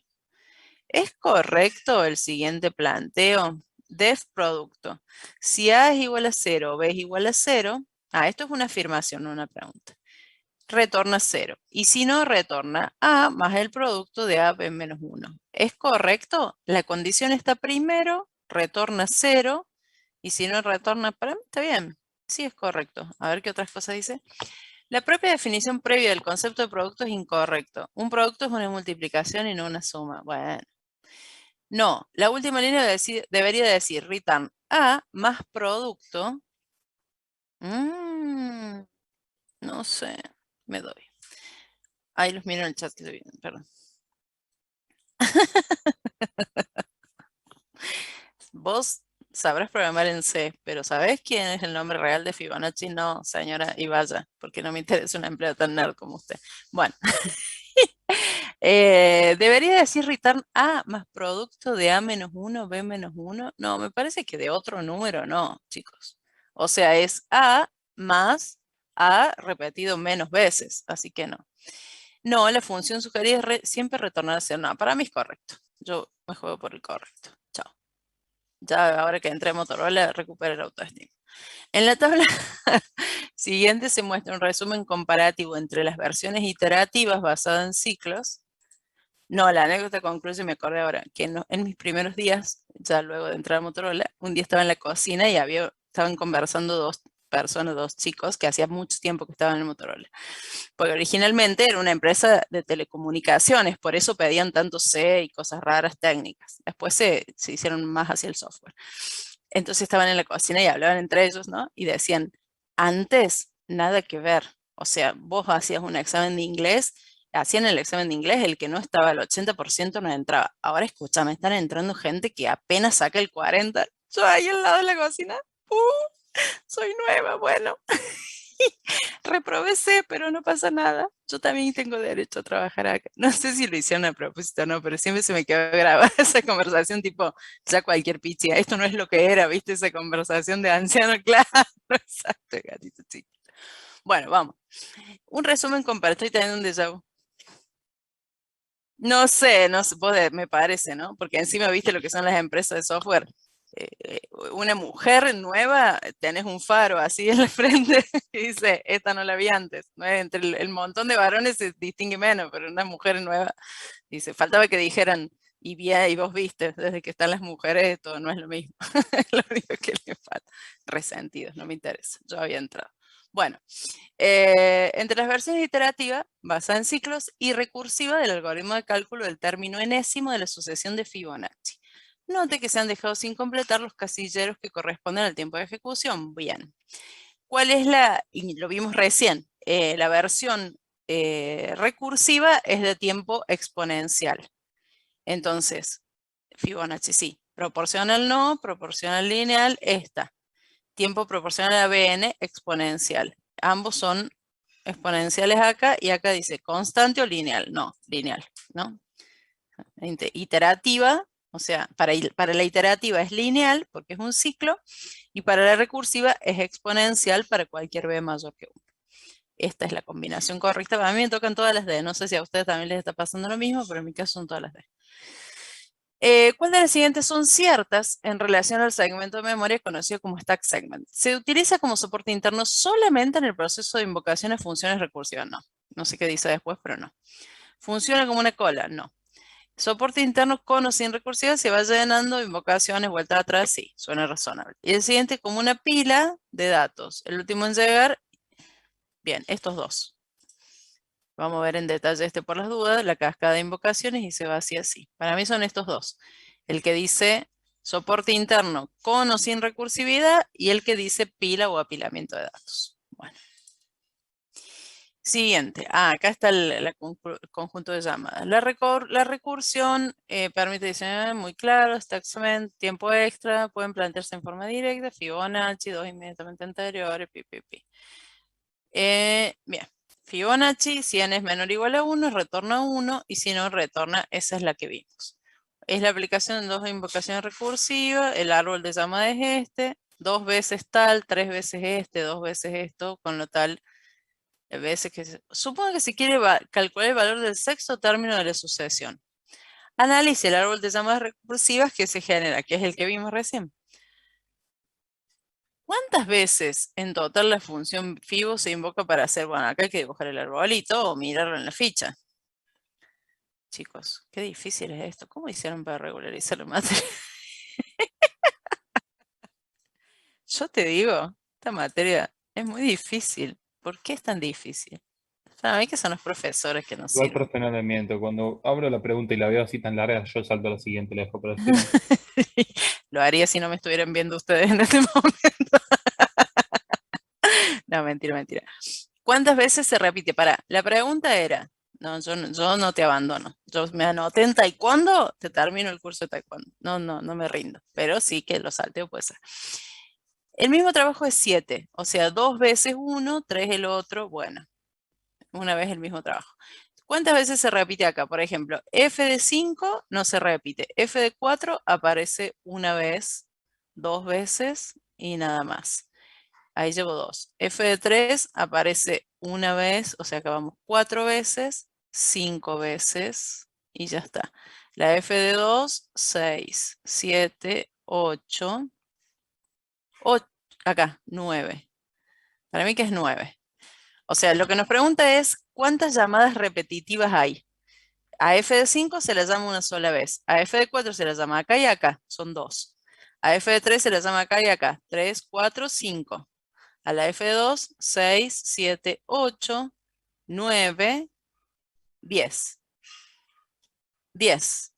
A ver, ¿cuáles son las opciones? Y después le ponía 9, 10, 11. 10, sí, sabía que iba a ser tan maldito de poner esto. Bueno, voy por el 10.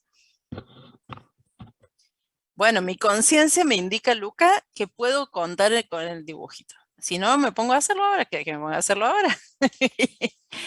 ¡Qué bárbaro! Listo. Pensaba hacer submit, pero ahora no hago porque me están peleando. ¿Cuál de las siguientes se hacía la... Decirle a Lucas, Sebastián, que me estaba ardiendo, mira, se puso a escribir 4 líneas solamente para pelearme. Bueno, cada uno prioriza acá su cosa. No, me tengo que poner, chicos, me tengo que buscar el niño al cole. Bueno.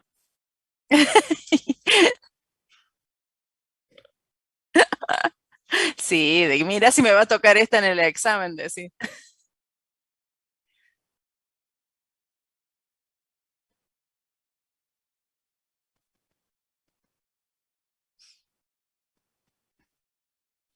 Claro, bueno, pero yo no la había buscado. ¿Qué puedo? Claro, no, bueno, en general está bueno, ¿no? Para tener alguna miradita. Claro, que el cuestionario se termina el tiempo, profe, lo quiero mucho, me encanta su conciencia, pero yo tengo que terminar esto. Claro, no, bueno, me parece que la intención es saber dónde buscar, por lo menos. O sea, yo creo que se refiere, ella hacía su interpretación de la ley, ¿no? Pero creo que se refiere a decir, bueno, trato de gestionar solo la respuesta y última la valido, o sé dónde está. El asunto es no estar buscando como un loco las palabras sin tener idea de qué se trata la ficha. Para que les sirva, nada más. Pero el dibujito este, si me hubiera tocado a mí sola hacerlo, ¿qué tengo que hacer? Y dibujar 4 o 5, hacer el mismo arbolito, pero con más. Y capaz que encima no le acerte. ¿En cuál de las siguientes el uso de recursividad está recomendado? Más de una respuesta puede ser válida. Siempre que se pueda escribir una definición recursiva del problema, no. Ya dijimos que si tiene una iterativa, siempre conviene la iterativa. Imágenes y gráficos fractales, sí. Estructuras de datos no lineales como árboles y grafos o nunca. Son esos dos. Y voy a terminar el intento porque soy valiente. Cha-cha-cha-chan. Cha-cha-chan. Oh, me saqué un 10. Listo. Listo. Me despido. Perdón, pueblo. Saludo así como las reinas, ¿vieron? ¿Por qué les hacen saludar así a las reinas? Las hacen saludar así. Y la otra, la reina, ¿vieron The Crown? Me encanta la historia de la reina de Inglaterra. Saludan como, creo que hacen como así, con la mano en face. Creo que se haga así, saluda así. Yo creería que es por los sordos, porque es muy similar a los aplausos. Ah, así es. Puede ser, ¿eh? O Las sea, reinas parece que para los mí. aplausos es girar las muñecas al aire, las dos. Ah, me gusta tu teoría. Las reinas para mí es porque queda delicado, ¿no? O sea, se suponen que son princesas etéreas, no van a estar saludando así como si estuvieran en la tribuna de Boca. Pero la pero la reina hace, no sé si la vieron, hace así cuando saluda. Fíjense si no han visto The Crown, porque tienen cosas más importantes que hacer. Es muy linda la serie de todas maneras. Claro, cuando tenga vida, dice, le pasan factura. No, pero bueno, las vacaciones la pueden ver. Está muy buena la serie. Ahora va a salir la última temporada, creo. Ya que llega hasta ahora. Y la tercera, ya van por la no sé cuál actriz para representarla y la reina sigue siendo la misma. Qué mujer tan genia. Bueno, listo, chiques. Tienen un 10, se llevan un 10 de regalo. ¿Qué más pueden pedirle a esta clase? Termina temprano, se llevan un 10 y yo terminé a tiempo y se enteraron de lo difícil que era entrar a Motorola. ¿Todo para qué? Para que después cerraran el site de Córdoba y todos los super meritorios que habían entrado con inglés al 80% nos dejaron y para aprender cómo se llama Fibonacci. Bueno, no sé, lo di todo realmente en esta clase. Somos pocos, pero los que no vinieron a clase se perdieron toda esta maravilla. Bueno, cada uno elige cómo quiere vivir su vida. Bueno, chicos, el viernes, entonces no sé si este viernes van a ver los fractales con Jorge o van a hacer un ejercicio y luego los fractales, no me acuerdo, pero nosotros vamos a ir con estos últimos temillas y sus respectivos cuestionarios, así ya vamos directo al parcial 5. No admito menos. Nos vemos, pequeños. Igualmente, hasta la próxima, chicos. Chau, chau.